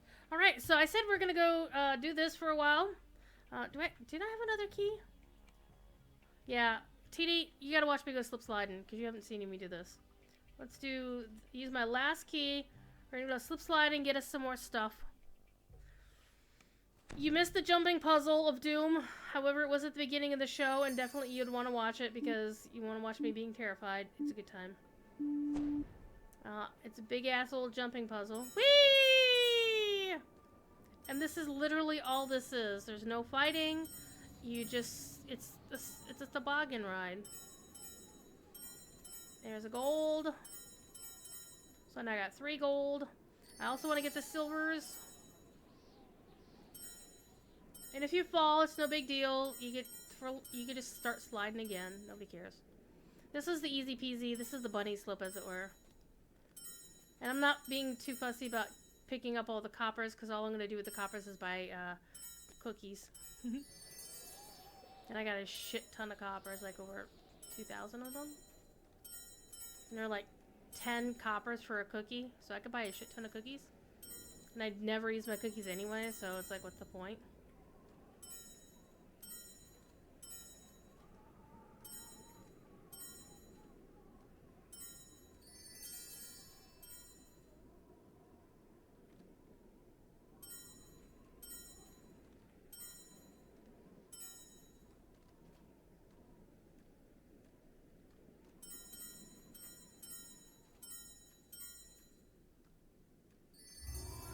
And that's literally it.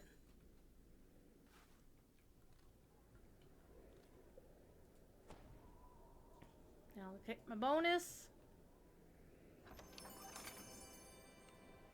There we go. And no more keys unless I go buy some from the store. Or find some. I have 7 gold coins. So if I get 13 more gold coins between now and the 22nd or whenever the hell this ends, I can go buy another item. Good times. Yeah, basically. It's base, yeah. But now we can do regular questing, and we're gonna go, I'm gonna go see where I am on the sagas, because it is a guild renowned weekend. And we're really, really close to dinging level 49 in our guild.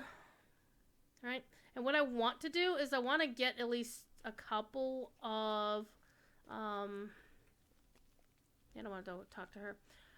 Where am I going? Where am I going? Hi, Mortality. Mortality is the hardcore League vendor this time around. Mortality will give me a tiara if I ask him. Okay. First thing I'm going to do is actually go up to the guild airship. Because I want to go to the guild airship and renew my guild buffs, even though I don't need more than 2 hours, but... Alright, I have my... Let me summon my doggo. Let me summon my falcon. Let me make me some things. Get that prepped. Turn on my Rooney. Alright. Now, we are going to go check... I think... I need to go check the sagas at the Feywild and in Saltmarsh. So let's go to the Feywild first.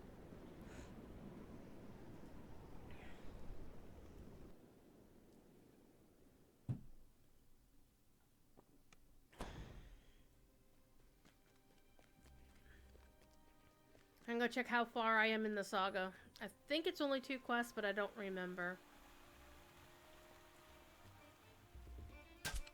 Oops, sorry, I didn't mean to shoot you. Oh, hello. I'm 3 of 6 complete. I didn't realize that. So I'm 4 into this one. Why can't we get this dance? Look at all these dances I want to get. We should put all these into Lotro. Like, particularly this one. This satyr right here. This guy. Yeah, we need that dance in Lotro.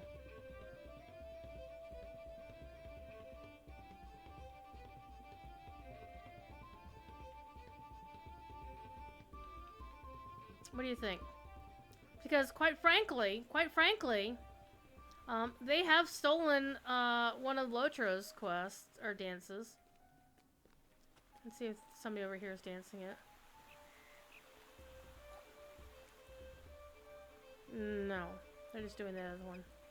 Dance 2 is your favorite. Yeah, it's a good one. Okay.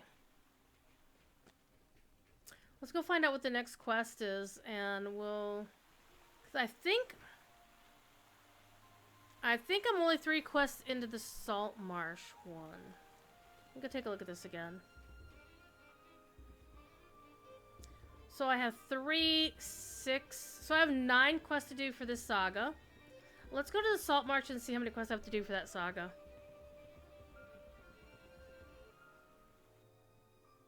And then I'll check,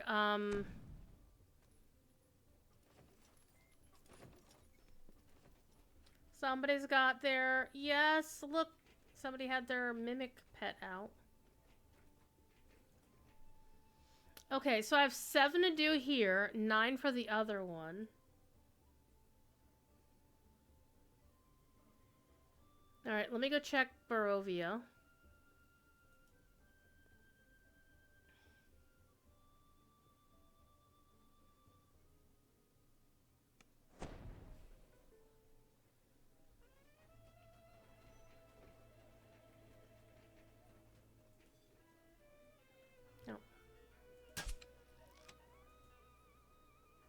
Oh, I haven't done any Barovia on Epic, but I do want to do Barovia. I'm sorry, the Mist of Ravenloft content. I do want to do that on Epic at least once because, well, actually many times because I want to earn a specific reward. I know I need to wait for this to finish cooling down.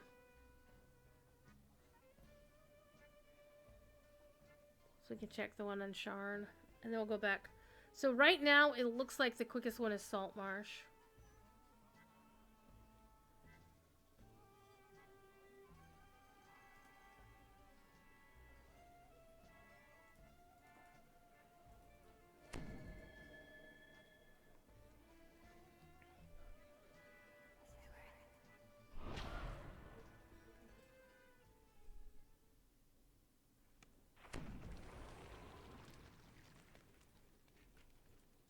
Oh, Cogs would actually be fast. 8 quests.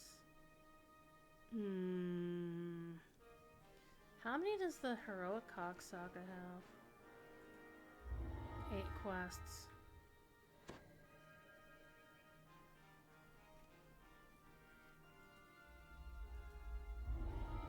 Haven't done any of those. Okay. So we have the 8 quests. Okay, the thing about sagas is your level doesn't matter.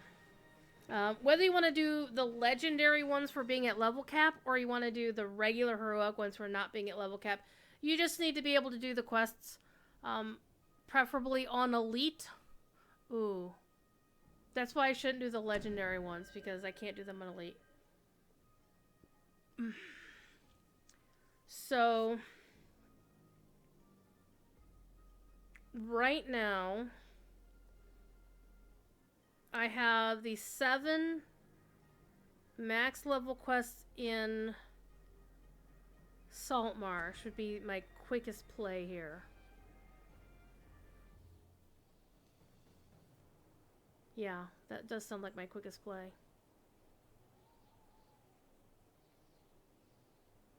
And then, oh, but I'm doing them on normal. I'm not doing them on elite. Shit.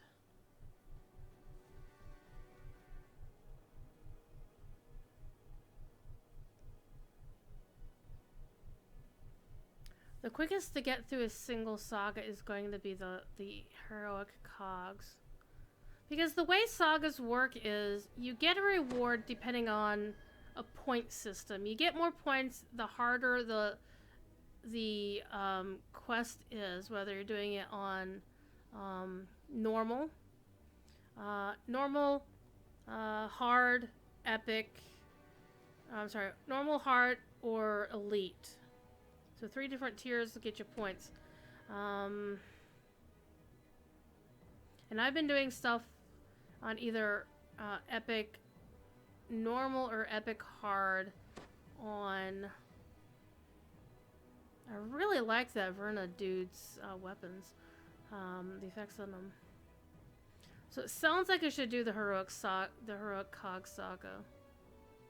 Because those are really quick quests. And if I roll in there at max level, I could solo them without bringing my people out. Pretty much. Except I have my... No, Garrett is not... Actually, one of those quests is really, really fun to do as a cleric with all the turn undeads, because I have my cleric here is set up with the fire domain, which means Forge Wraiths count as elementals, and so when I do turn, I'm not just turning undead, I can also turn elementals. It's so much fucking fun. So let's go do some stuff in the cogs. The cogs. So let's go do some stuff in the cogs. So 8 quests shouldn't take too long theoretically. So, and I can skip 2 quests. One I can just spend 5 astral shards, and another one I could just skip one as VIP. But I'm not gonna skip one because I can get the quest loot and turn it into somebody. All right, how many bag space do I have? Not enough. Not enough bag space, Druid. By the way, we got this in this quest. I'm so happy about that. Alright, let's go and put... Didn't I have an empty space? Empty spaces. There we go. Alright. Let's do that. I want to make my character look like this person over here. Who is this person? Who are you? So, I need to make my druid look like that.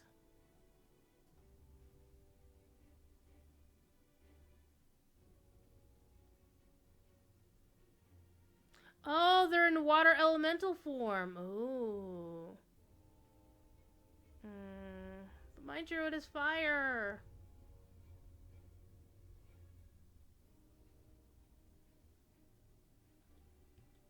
Oh well. Alright, let's go do some quests. I said we're gonna do some quests.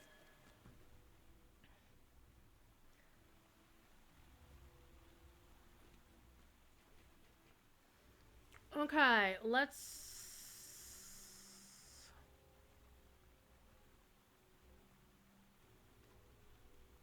pull up the wiki and remember how I'm doing this.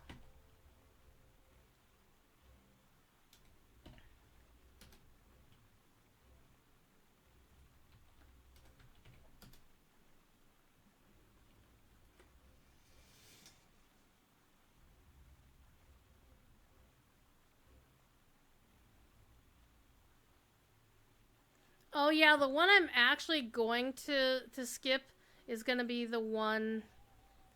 I think... No, which one is it? The magma must flow. I'm definitely gonna skip that one, because that one's a... I fucking hate that quest. Okay, let's go to... Smash and Burn. So we want to go... That's a super quick quest. Oh no, Smash and Burn is the one that I hate.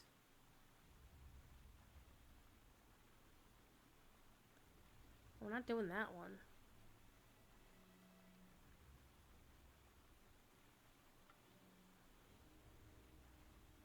That's what I thoroughly despise. Ruinous Schemes. Ruinous Selfless Corner can be found only after you've run Ruinous Schemes.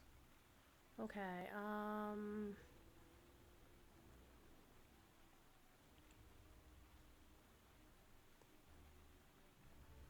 how do you get there? I have a map. Okay, so that one's the Ruins teleport. Let's go here.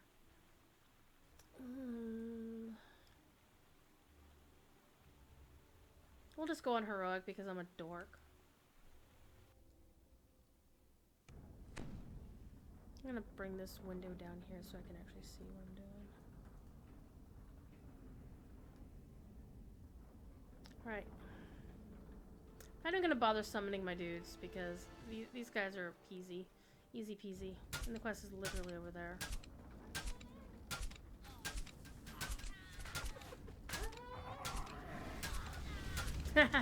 Even my level 2 doggo can kill them.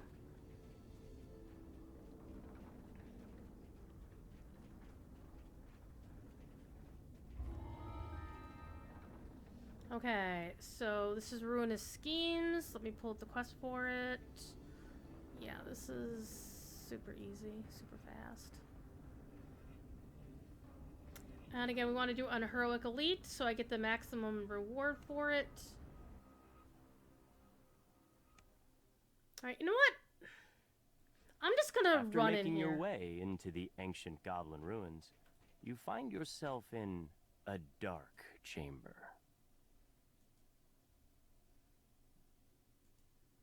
Creatures loyal to Dask are stirring up trouble in these ancient hobgoblin ruins. Perhaps, if you gave them a gentle thrashing, it might teach them a lesson. Dask goblins are hard at work repairing the room. When they notice you, they immediately attack.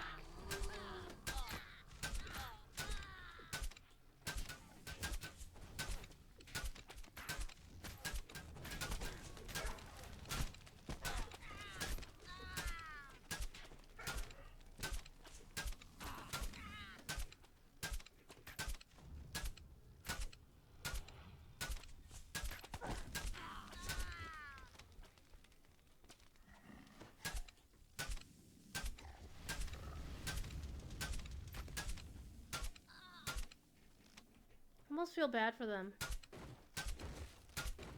Why am I even doing that? I'm here for to finish the quest out. Okay.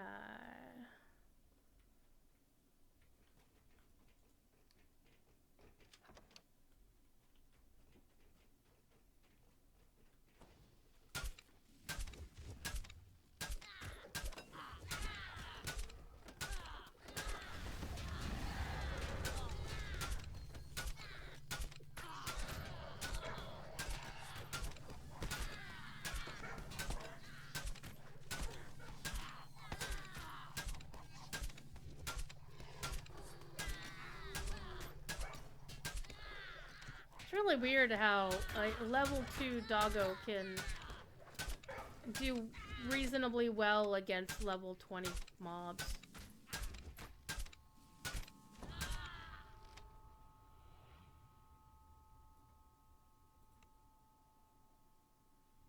Where's my resto? Where's my resto? There you go.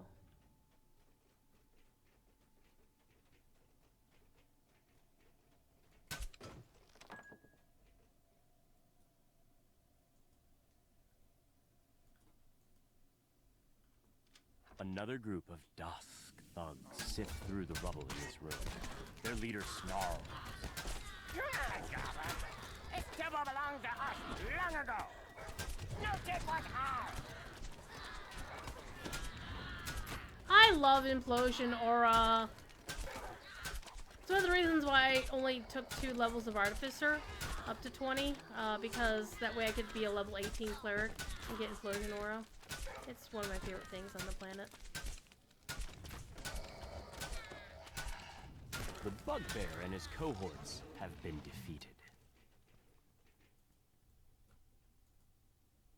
What you doing, Thief Cat? Crafting stuff. Okay, let's keep going. This is a real short and sweet quest, so...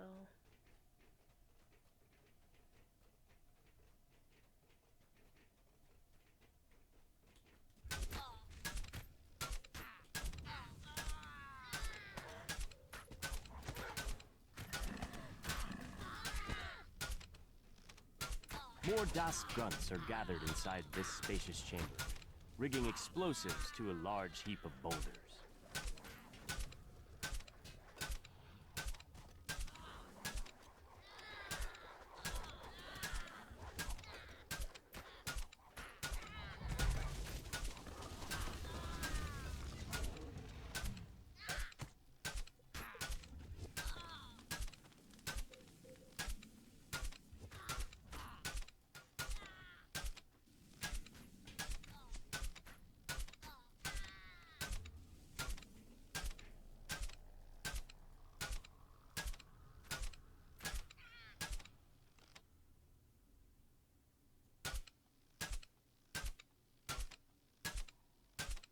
The last Dask thug crumbles at your feet. Now you have a chance to find out more about the strange artifact that they were trying to unearth.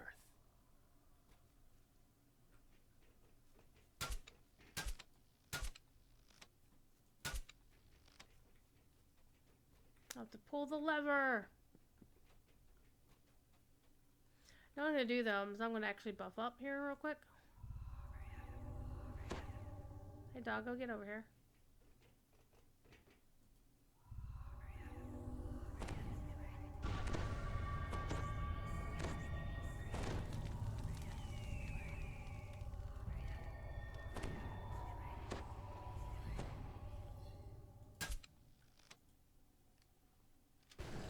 You pull the lever, triggering an explosion that flattens the remaining debris as the roar of the blast dies away. You hear a familiar voice coming from the platform above you. Is that Malik the gnome? Malik calls to you from the platform. Thank you for clearing out the Dask for me. It was a great help. Those fools had no idea what they were dealing with.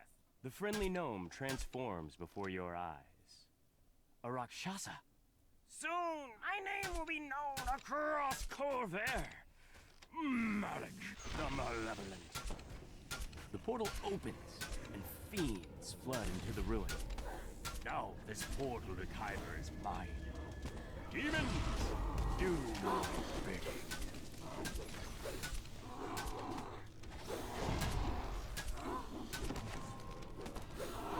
One demon falls.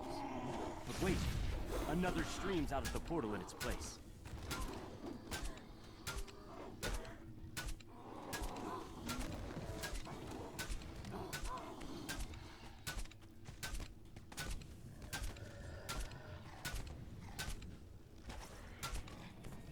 The ornate artifact shatters. The portal Heck yeah. dissipates, and the remaining demons are thrown back into the depths of Kyber. The Rakshasa lets out a shrill gasp, surprised that you managed to best him in combat. This can't be. Oh, it is. Must remember my name. We won't. Simple, easy peasy quest. What you doing, Thief Cat?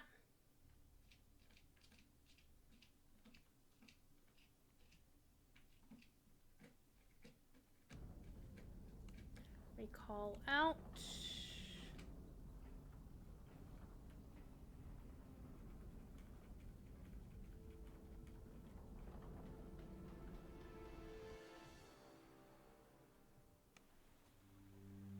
Okay, let's go see if, I think Ruinous Schemes is the second one in the saga.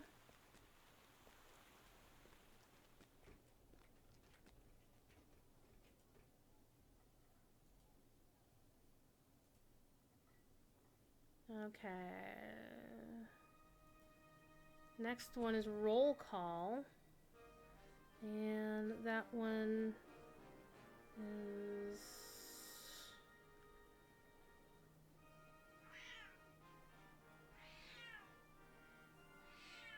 Kitty Thief.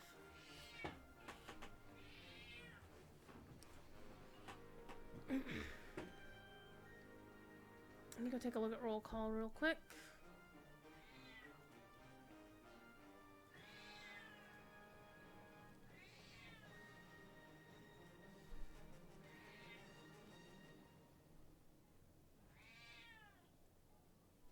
Oh, this is the one with the students. Yeah, this is a pain in the ass.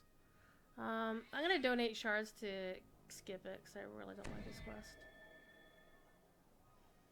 I mean, it's okay, but it takes forever.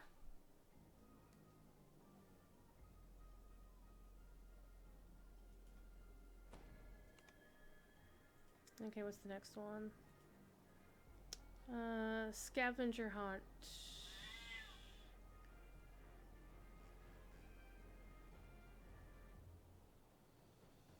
We'll do Scavenger Hunt. You remember that one. The Village Teleport, which is...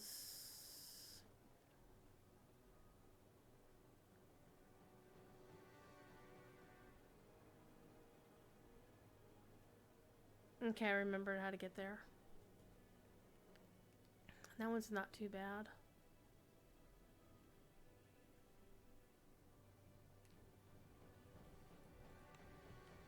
It's the mayor of all of Sharn.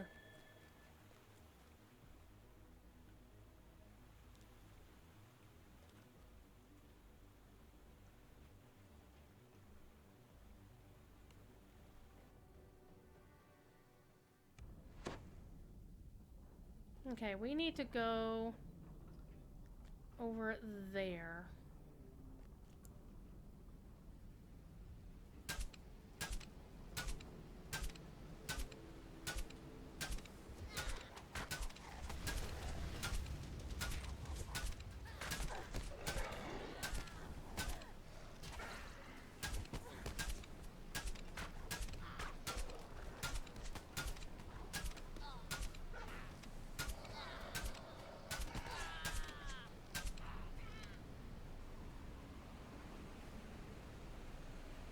I remember to get there.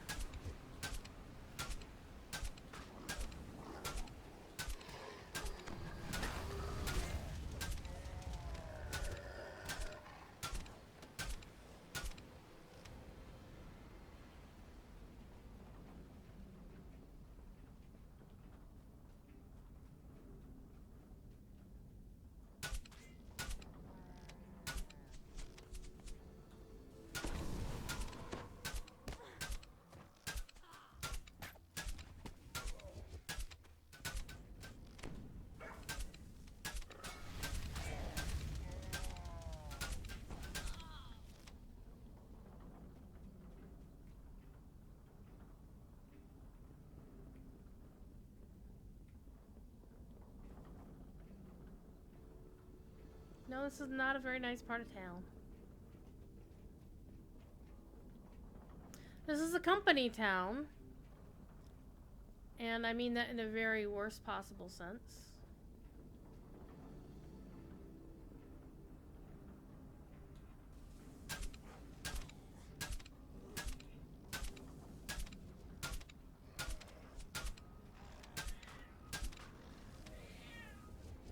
Thief says hello.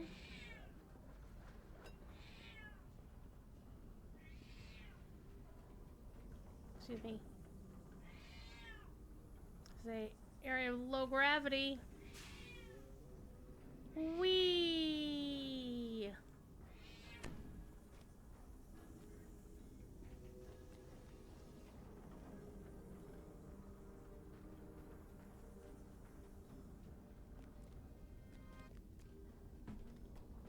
Hi, kitty. Hello. Where am I? Okay, I am going to this corner. Right here. So I need to go this way.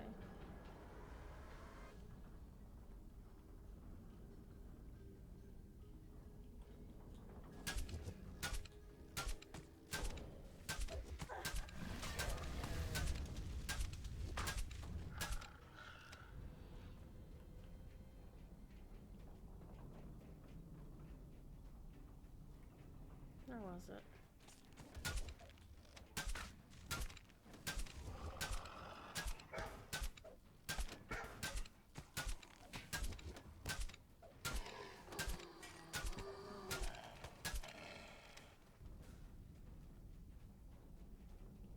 Was it this way? No. I have a cat. I have a thief kitty.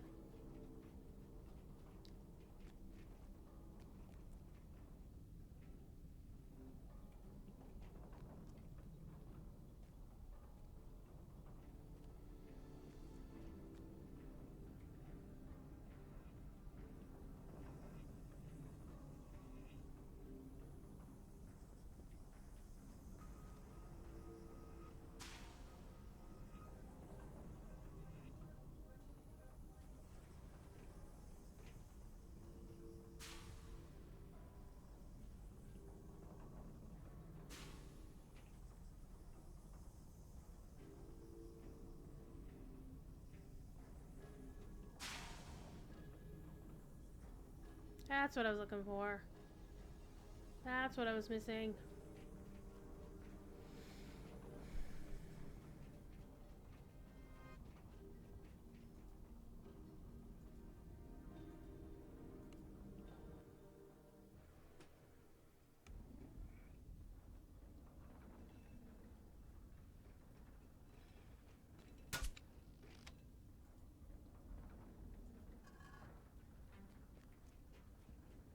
A familiar sound reverberates throughout the sewer.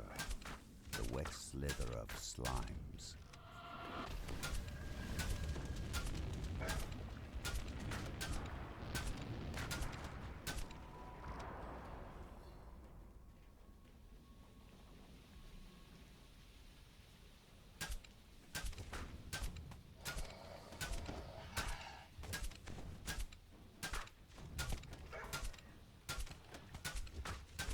Music getting there.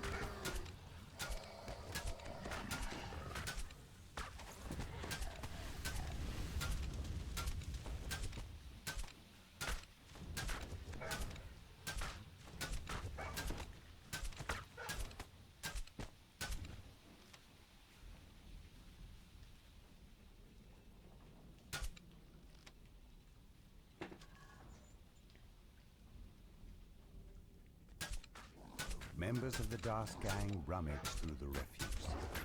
One of the goblins runs off into an adjacent room.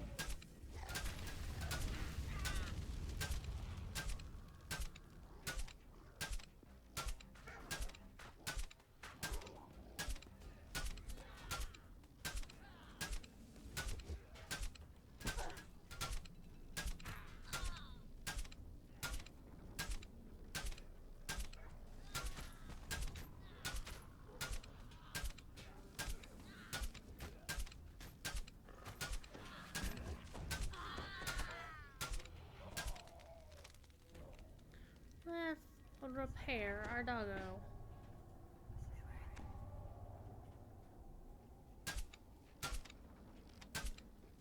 I'm a little bit surprised I'm not seeing any scourges.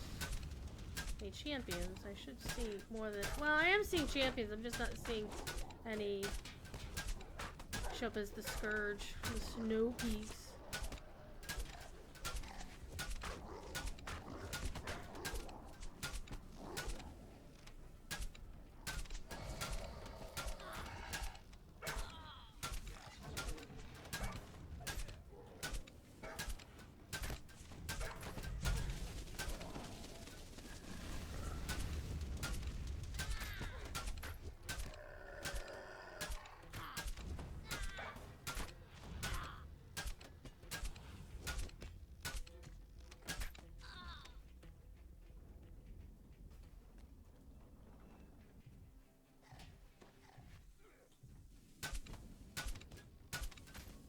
Will you stop making friends over there, doggo?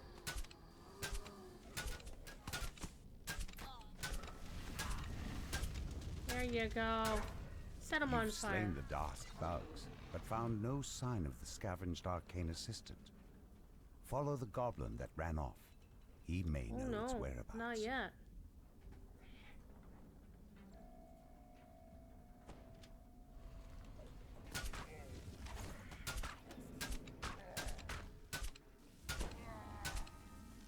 There we go. There's nothing back there. Killing that dude basically gets you another chest at the end of the quest. Alright. Alright, let's keep going. Shelly. You little shit.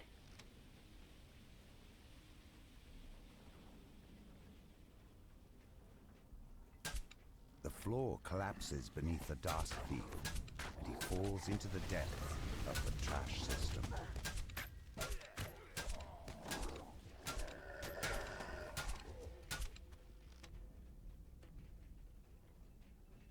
Yep, we're going in after him.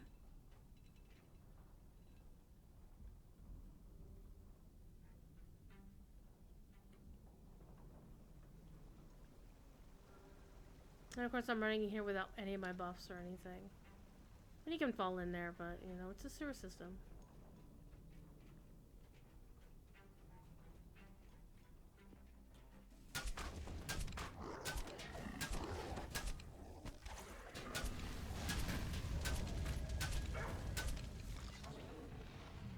The Dask thief flees into the main trash disposal room. There's a blood-curdling shriek from beyond the door, Eek! followed by a deep rumbling that sounds strangely like a belch. Your nostrils fill with the stench of rotting garbage.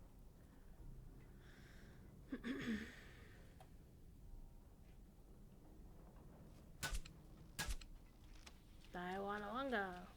This massive chamber is filled with refuse from the upper city. In the middle of the debris stands a grotesque, lumbering beast, a trash-devouring otyugh.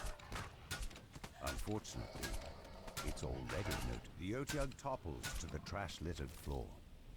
The door to the west opens, and the gnome scavenger steps through to retrieve her device. There we go. Open sesame! And of course I'm not getting anything worthwhile to me. But I might find something useful for an alt.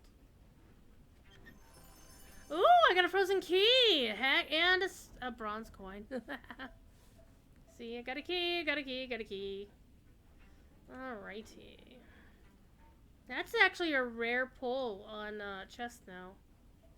You've returned the missing arcane assistant to the gnome scavenger. I got a thiefy Tommy. He's getting tummy tickles. He is. He's getting tummy tickles right now. He's happy. He's so purring. He is purring. Alright, let's get out of here. Scritchy, scritchy, scritchy, scritchy, scritchy, scritchy. Oh, look at you. Look at you. He's so happy. He's so happy. So, for those who are watching, I am Druid's Fire. I did the Snowpeaks challenge climb earlier today at the beginning of the stream, and right now I'm just grinding, cheesing a saga to get me some, oh, they're also the Fungus Lord. Okay. And I'm using the DDO wiki to remind me where shit is, because I don't remember. Okay, the village teleport in the higher part of the city, accessed by... Alright! It's on the same level as the one we just went through. Okay.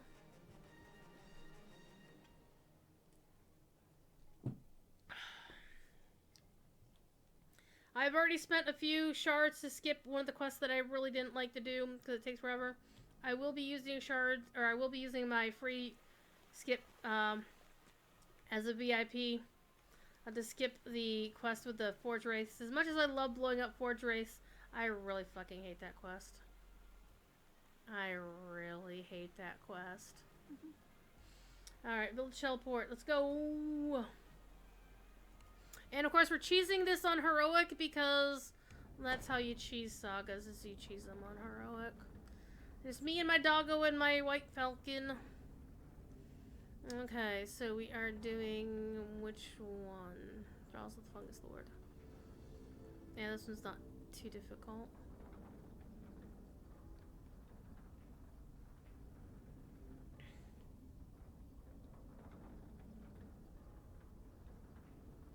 Wait a minute, wait a minute, wait a minute.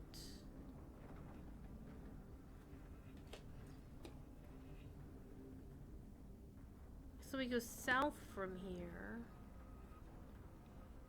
But we have to use the air jet. Or we could have popped into Alcoran's Forge and gone, well, 6.5, half dozen of the other. Thief says hello to everybody. It's like, why can't I just go this way?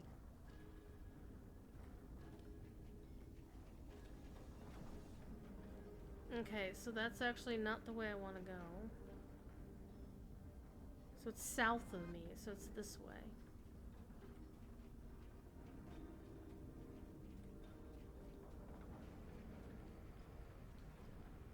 Okay, I didn't actually want to do that. It's a good save. Hi, kids. So if you're playing DDO tonight, what are you doing in DDO? What are you up to? What quests have you done recently? What cool loot have you found? Have you done the Snowpeaks climb challenge quest? The so-called Super Mario jump that a lot of people apparently really don't like? I personally didn't find any... I didn't hate it, let's put it that way. You know, I think I will follow path. Where was I originally going? Oh hey, there's a rare up there. Can I get up there to hit him? Except I'm gonna have to apparently fight these guys first.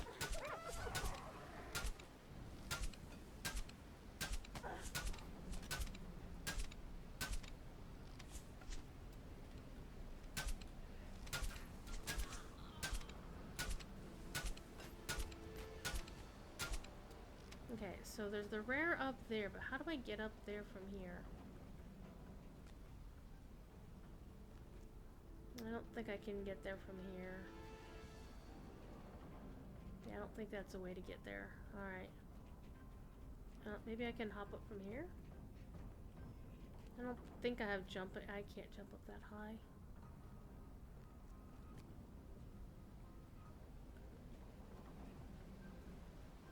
I think I have to go across the way.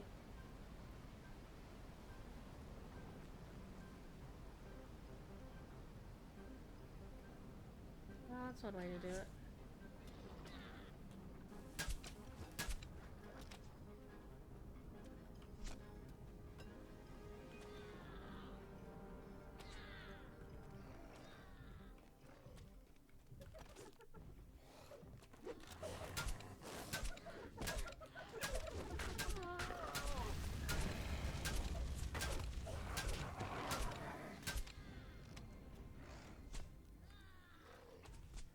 I jump up there?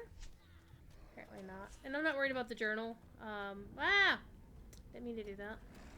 I already have all the journals collected, and they're very depressing, by the way.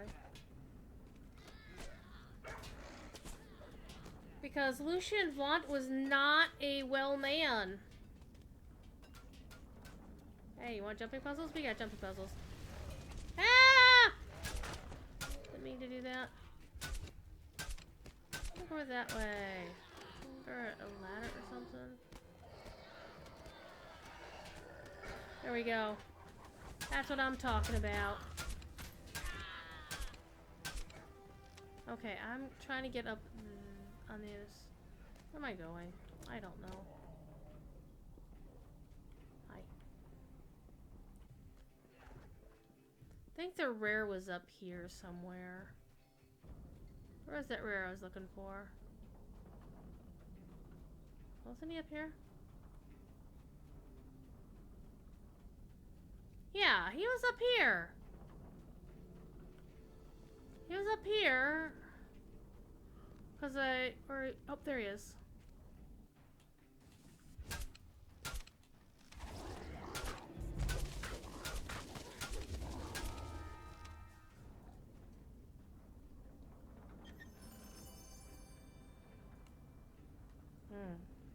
Okay, let's actually focus.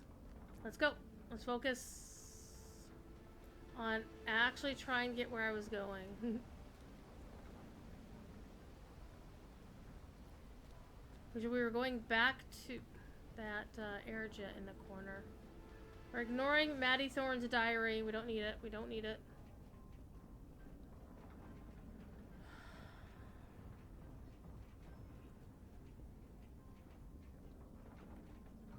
Wait, this is nothing. Okay. I hear a knoll. That's trash can. Back here? I think it was back here.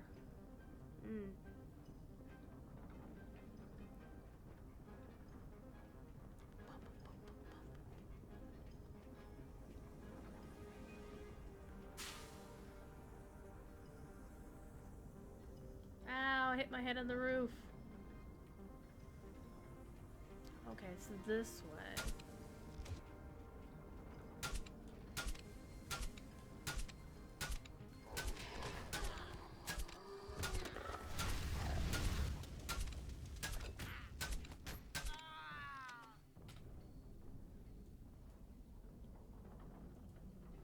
That's where we're going.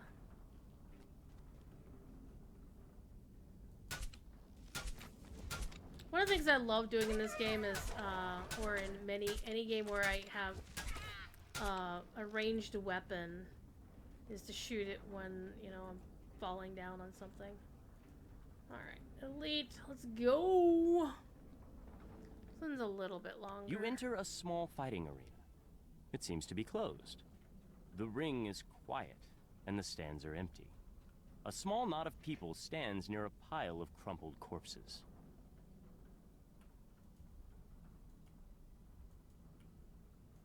Another group of lumbering brutes attacks the fighting pit.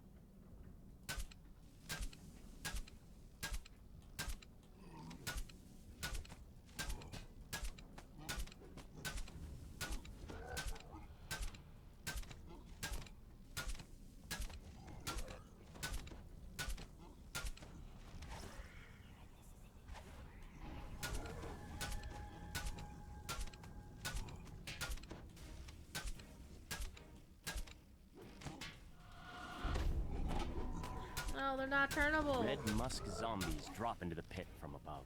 They're zombies. You must stop this invasion, so that the fights in the arena may continue.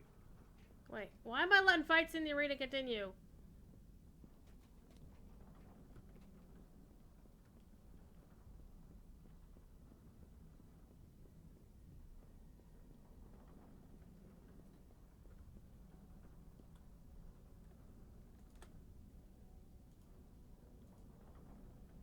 Pulling up the quest map just to remember where things are.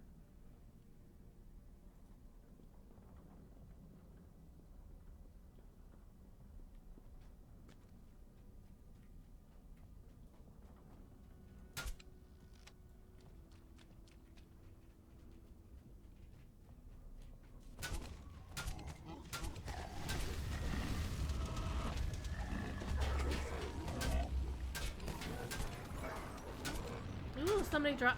Oh, we had a Scourge of the Snowpeaks. Hello. Yes! Oh, only 2 bronze coins? Really? Really?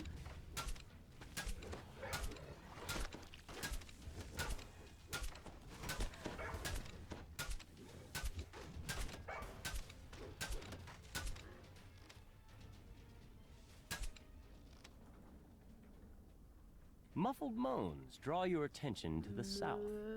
Perhaps this is the source of the zombie invasion. Brains.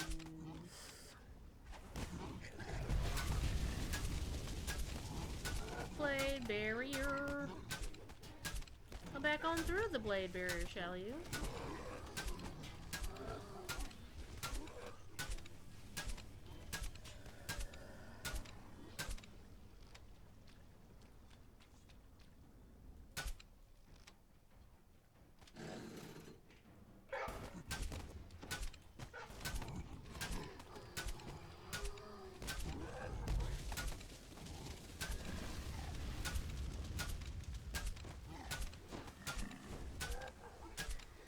What y'all doing tonight, chat?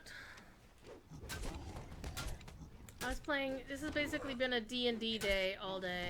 I was playing actual proper tabletop earlier today. So we've been having all kinds of fun.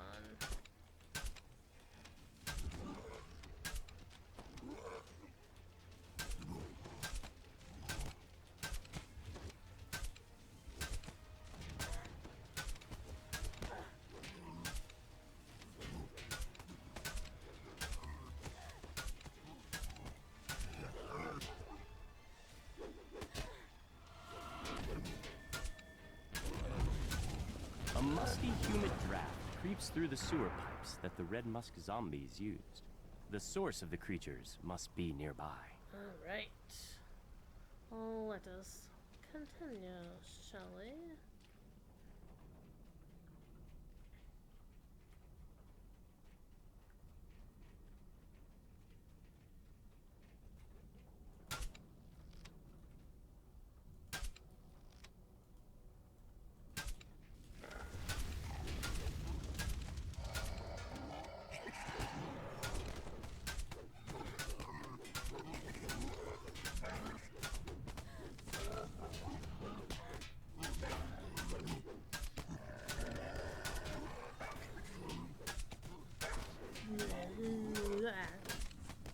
Sounds like maybe before I had my caffeine in the morning. There we go.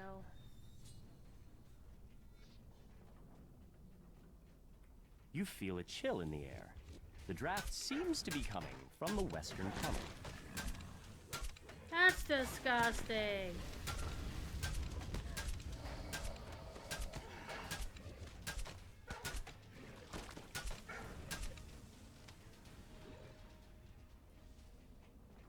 We're going down that tunnel, aren't we? I think we are, chat. Well, let's go. Whee! Strange noises reverberate through the cavern. A rhythmic, metallic sound punctuated by wet splatters. Your stomach sinks. Oh as you no, guess it's what this kind of one with all the machine traps. This might be.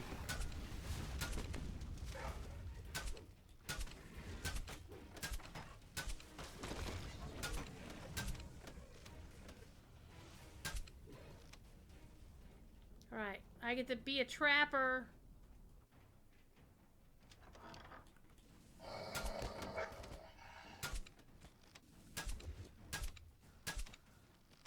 Okay, I actually don't remember how to do this quest. Hang on.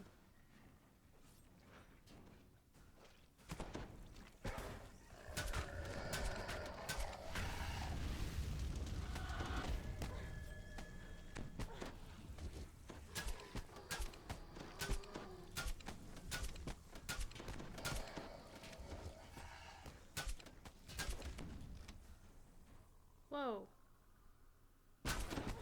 Whoa, that was some lag.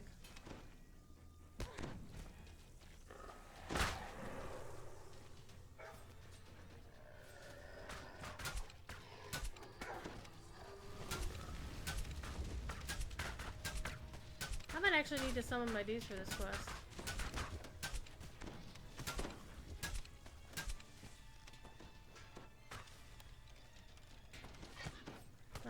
did it. Now this is where we gotta be careful. Danger.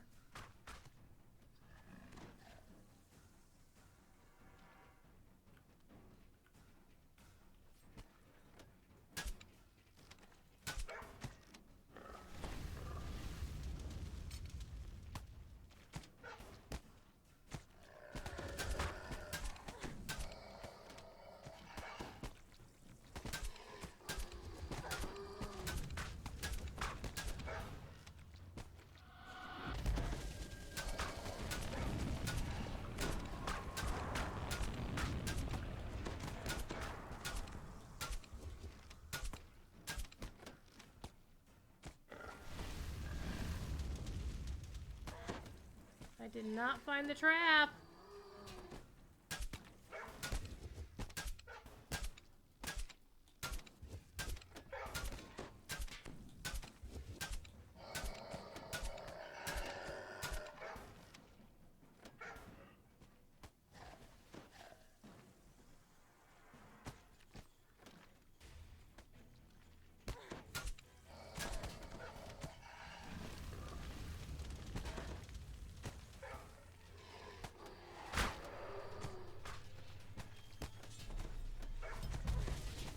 Come on, let me freaking use the damn thing.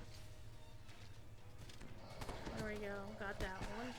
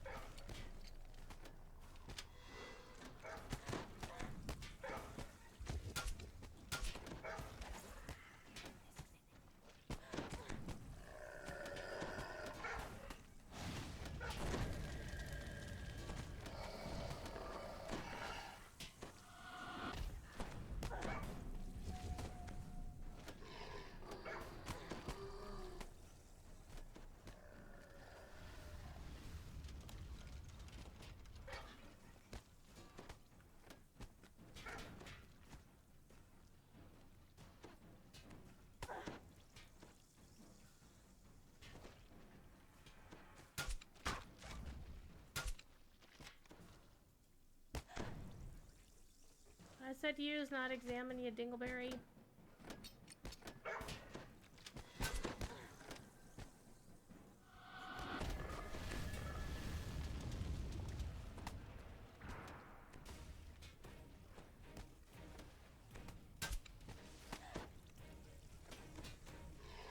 So this is a little bit more interesting doing this solo, for real.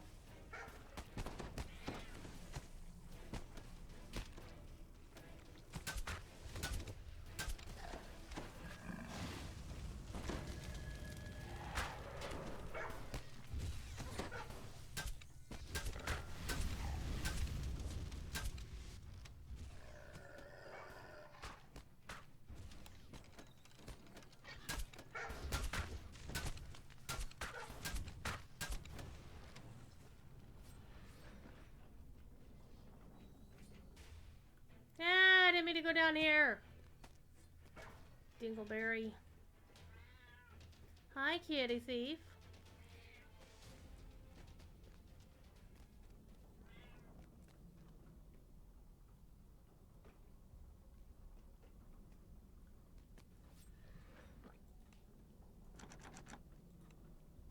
Screw you! Oh man, it can't be picked? Okay, I need to get the last one.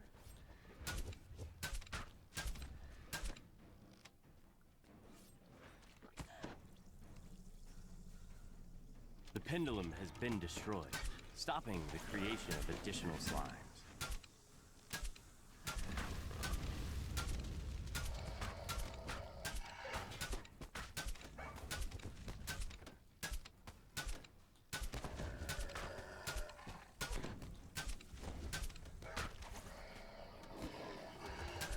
Get him, doggo! Get him, doggo!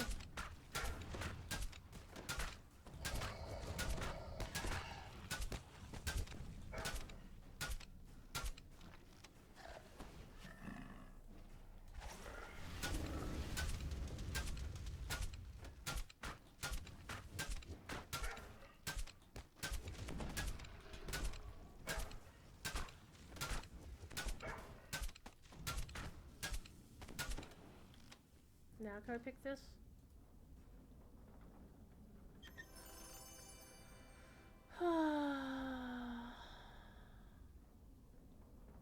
Ooh, I got a gold coin. Heck yeah. Alright, let's move on to the next room.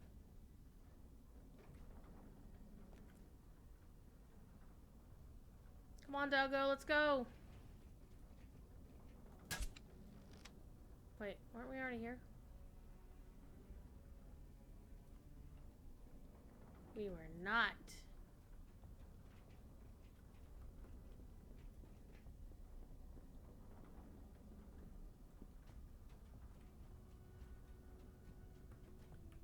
Ooh, fungus. I collect spores, molds, and fungus. The chill of the cavern gives way to warmer, more humid air as you ascend higher. The familiar musty smell is stronger here. The source of the red musk zombies must be close.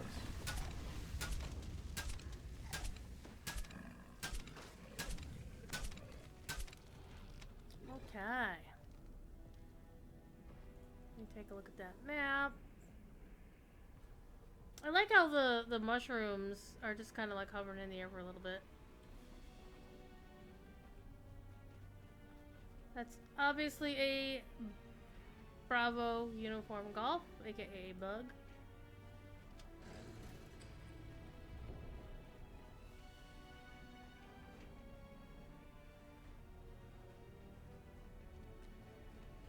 Yeah, I think I'll use the shrine.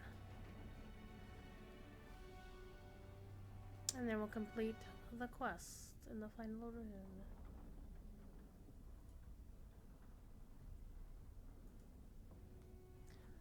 Hi, Owl. How are you? Mister, I'm going to cackle and make everybody panic.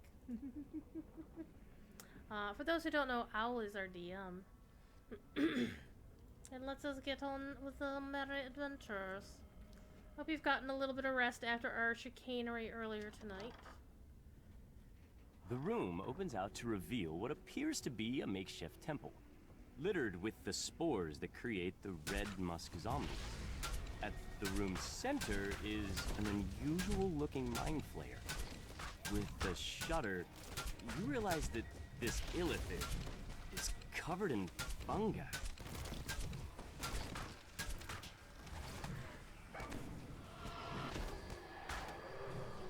I'm cheesing stuff. I'm doing stuff on heroic, and I'm at max level, so yeah, I'm a cheesing.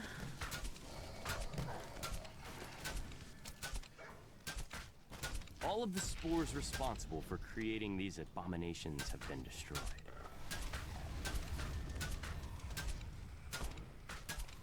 Galatraz has fallen.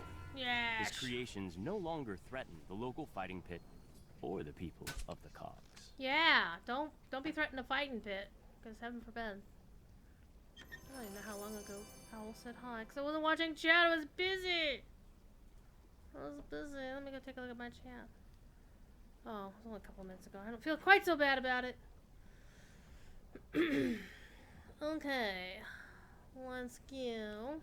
Let's go see what the next quest in the chain is.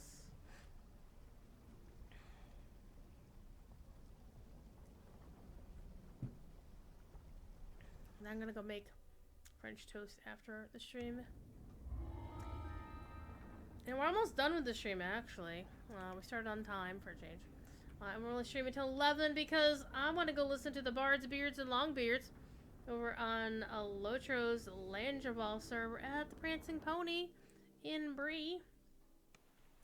And my friends are going to play the musics for an hour, and then I'll probably come back and continue some more quests in here. And go from there. Okay, we're halfway done. What's the next one? Security detail. Wait a minute. Let's see which one that is. Dun dun dun dun dun dun dun dun dun dun dun dun dun dun dun dun. Okay, so this. Oh right, this is easy, pretty easy one to get to. Okay. Alright, I'm gonna catch up on my Twitch chats. Nosy.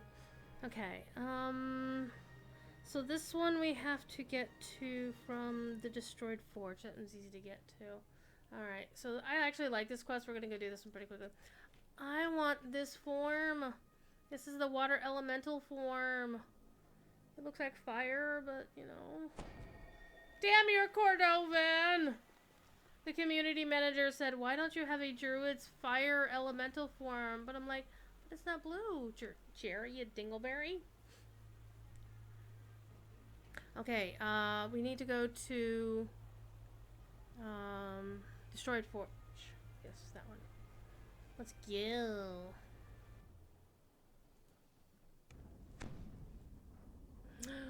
So creepy. Let's kill the bad guys. Kill the bad guys. Kill the healer.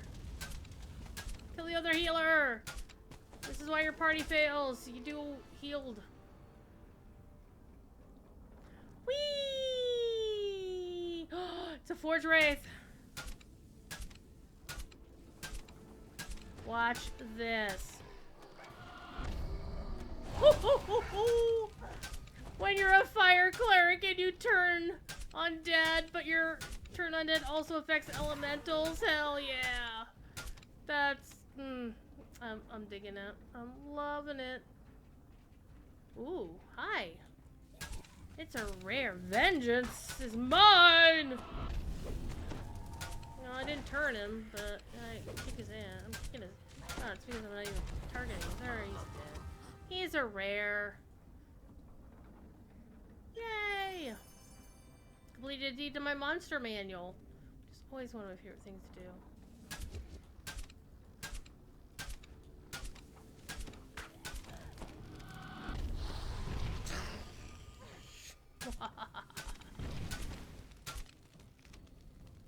Where's my doggo?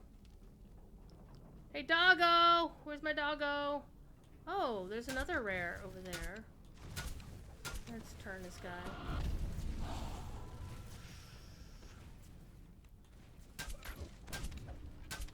Waltner? His name is Waltner? Really? Okay. More loot I can't use because I'm over level. But you never know when you're gonna find something for an alt, right?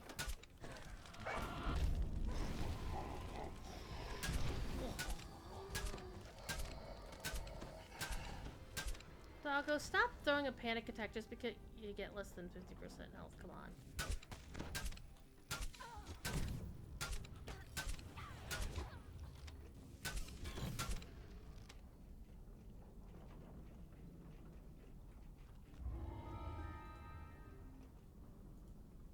Almost clicked Legendary Elite. That would have been a mistake.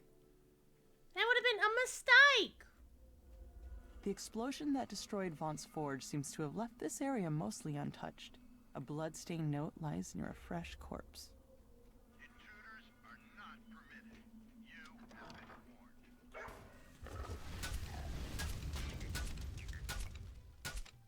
This area is now a security watch.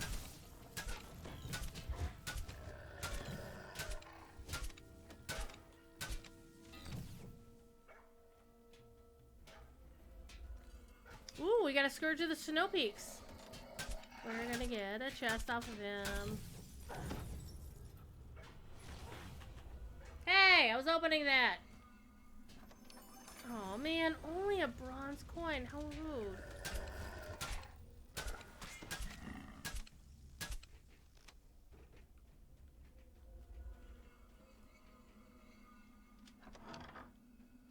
Please be aware that this area is prone to unstable spectral manifestations. Thank you. Vaughn agents are authorized to take aggressive measures.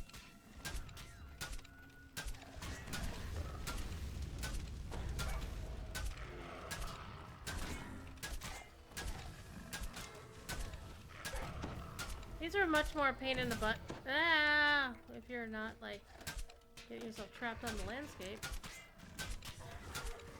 My doggo is bigger than your doggo.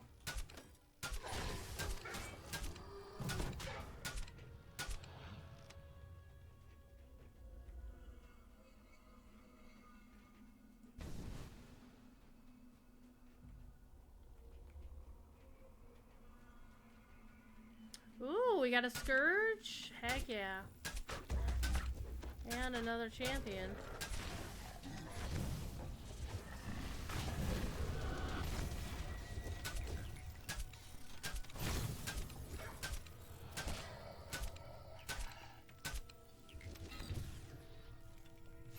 You fight them, doggo. I'm gonna open the chest.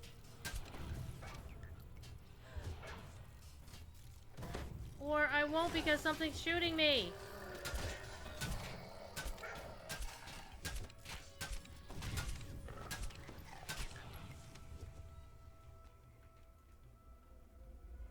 So these...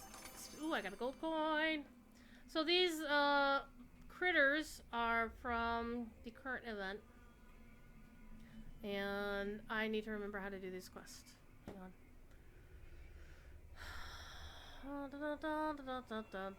Pull the wall lever. Security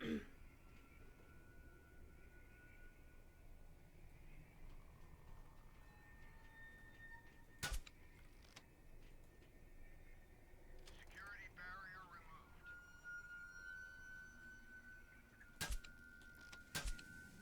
Exploding construct bad.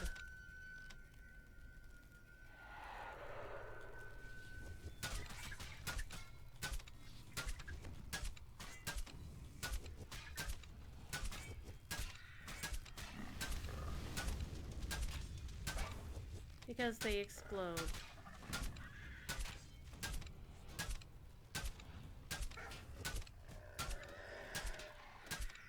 Alright, we got them before they actually exploded. That was good of us. Okay.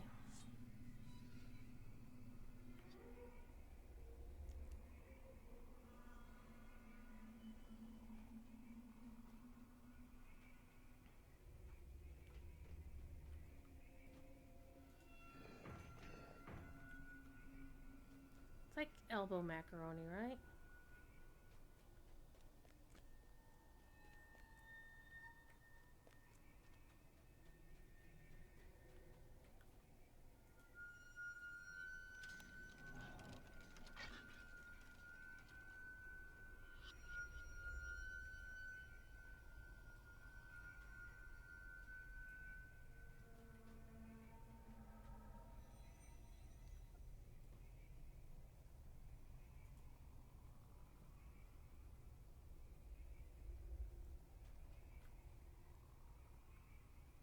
Mm-hmm.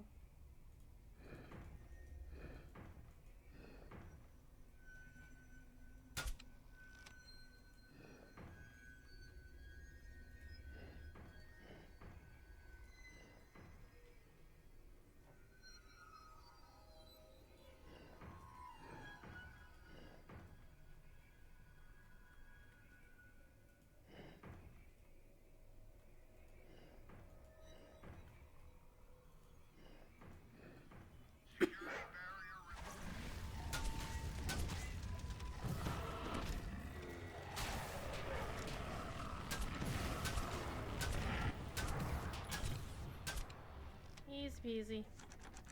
Oh no, it's locked! What am I gonna do? Oh, Artificer.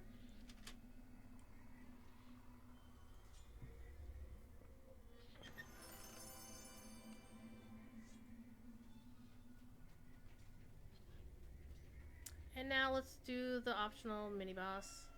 Security barrier removed.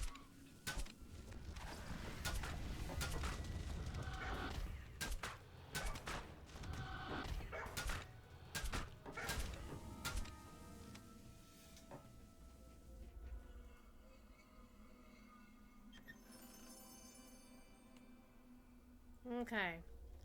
Now. Okay, we're gonna do this. We're gonna use the restaurant real quick.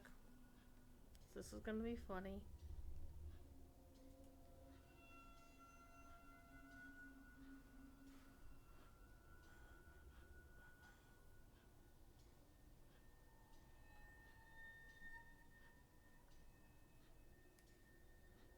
Alright, let's go. Let's buff up just because.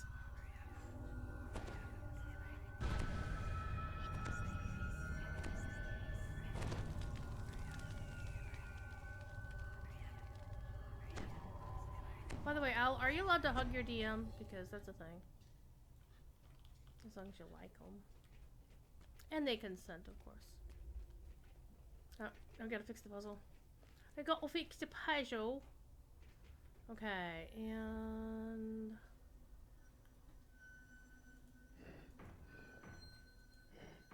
from there to there.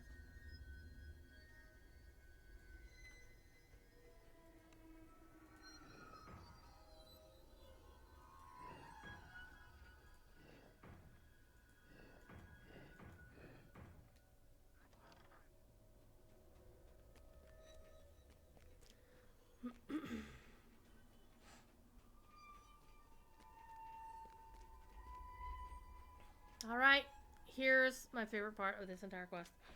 Welcome back, Mr. White. Ah!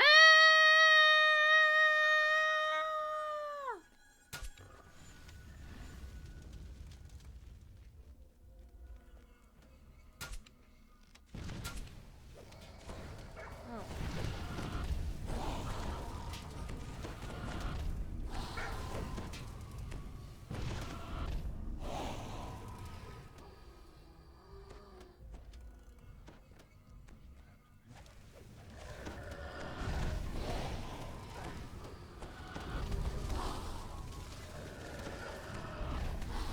I have 24 hits of turn undead, I'm just saying.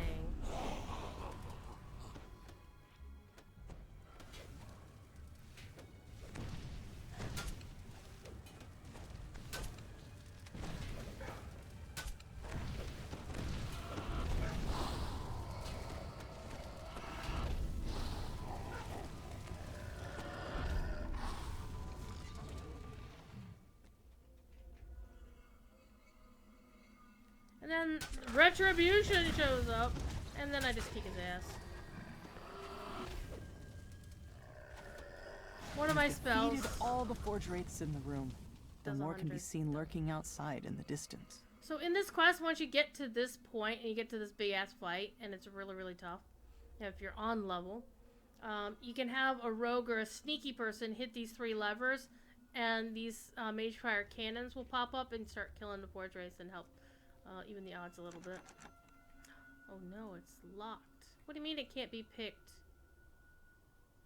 Reactivate the security system? Oh, I still have to do this? Okay. You've activated the mage fire There cannons. they are. That should help protect the area. But if you do that during the fight, they help you with the fight. And now the quest is finished. Ooh, I got a named item. Hell yeah. Ooh, hello. That's actually not bad for a level 15 item.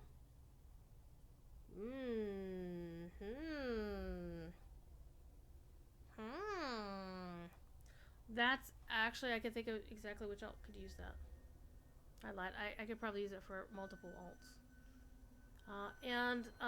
This would be a good one. Yeah, actually it wouldn't. Alright, loot all the things.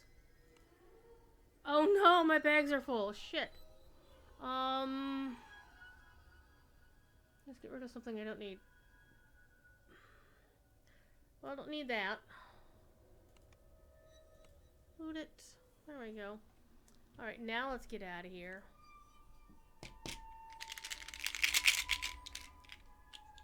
Alright. And with that, my dear friends, it is 11 o'clock, so I am going to piss off and go take a break. And I'm going to make... I'm going to get my butt out of here first. I'm going to make French toast for my midnight snack, my 11 o'clock midnight snack. And I'm going to be back listening to the BBB in Lotro and Landy. I'm also going to keep playing questing because I can play both games at the same time. Because I'm weird like that. And clean out my bags because I need some bag space. Let's see what the next quest in the chain is first. 5 of 8. The magma must flow.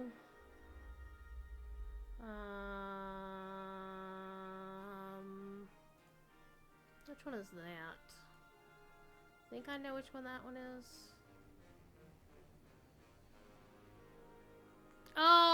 that's the one that's a pain in the ass to get to, but once you're there, it's super easy to do the quests. Okay. Alright, so that's it for now. I'll be back this Sunday. Monday night will be the catch-up completionist in Lotro. I'll be taking my main to Lorien and continuing some questing and deeding there to get the Lorien stuff done in my deed log, and then after that, my next stream will be next Wednesday. Will be the Lotro random game night, and then we'll go from there. So you know the drill, chat. Be good. If you can't be good at it, and I hope to see you on Monday. Peace. Or something. Peace.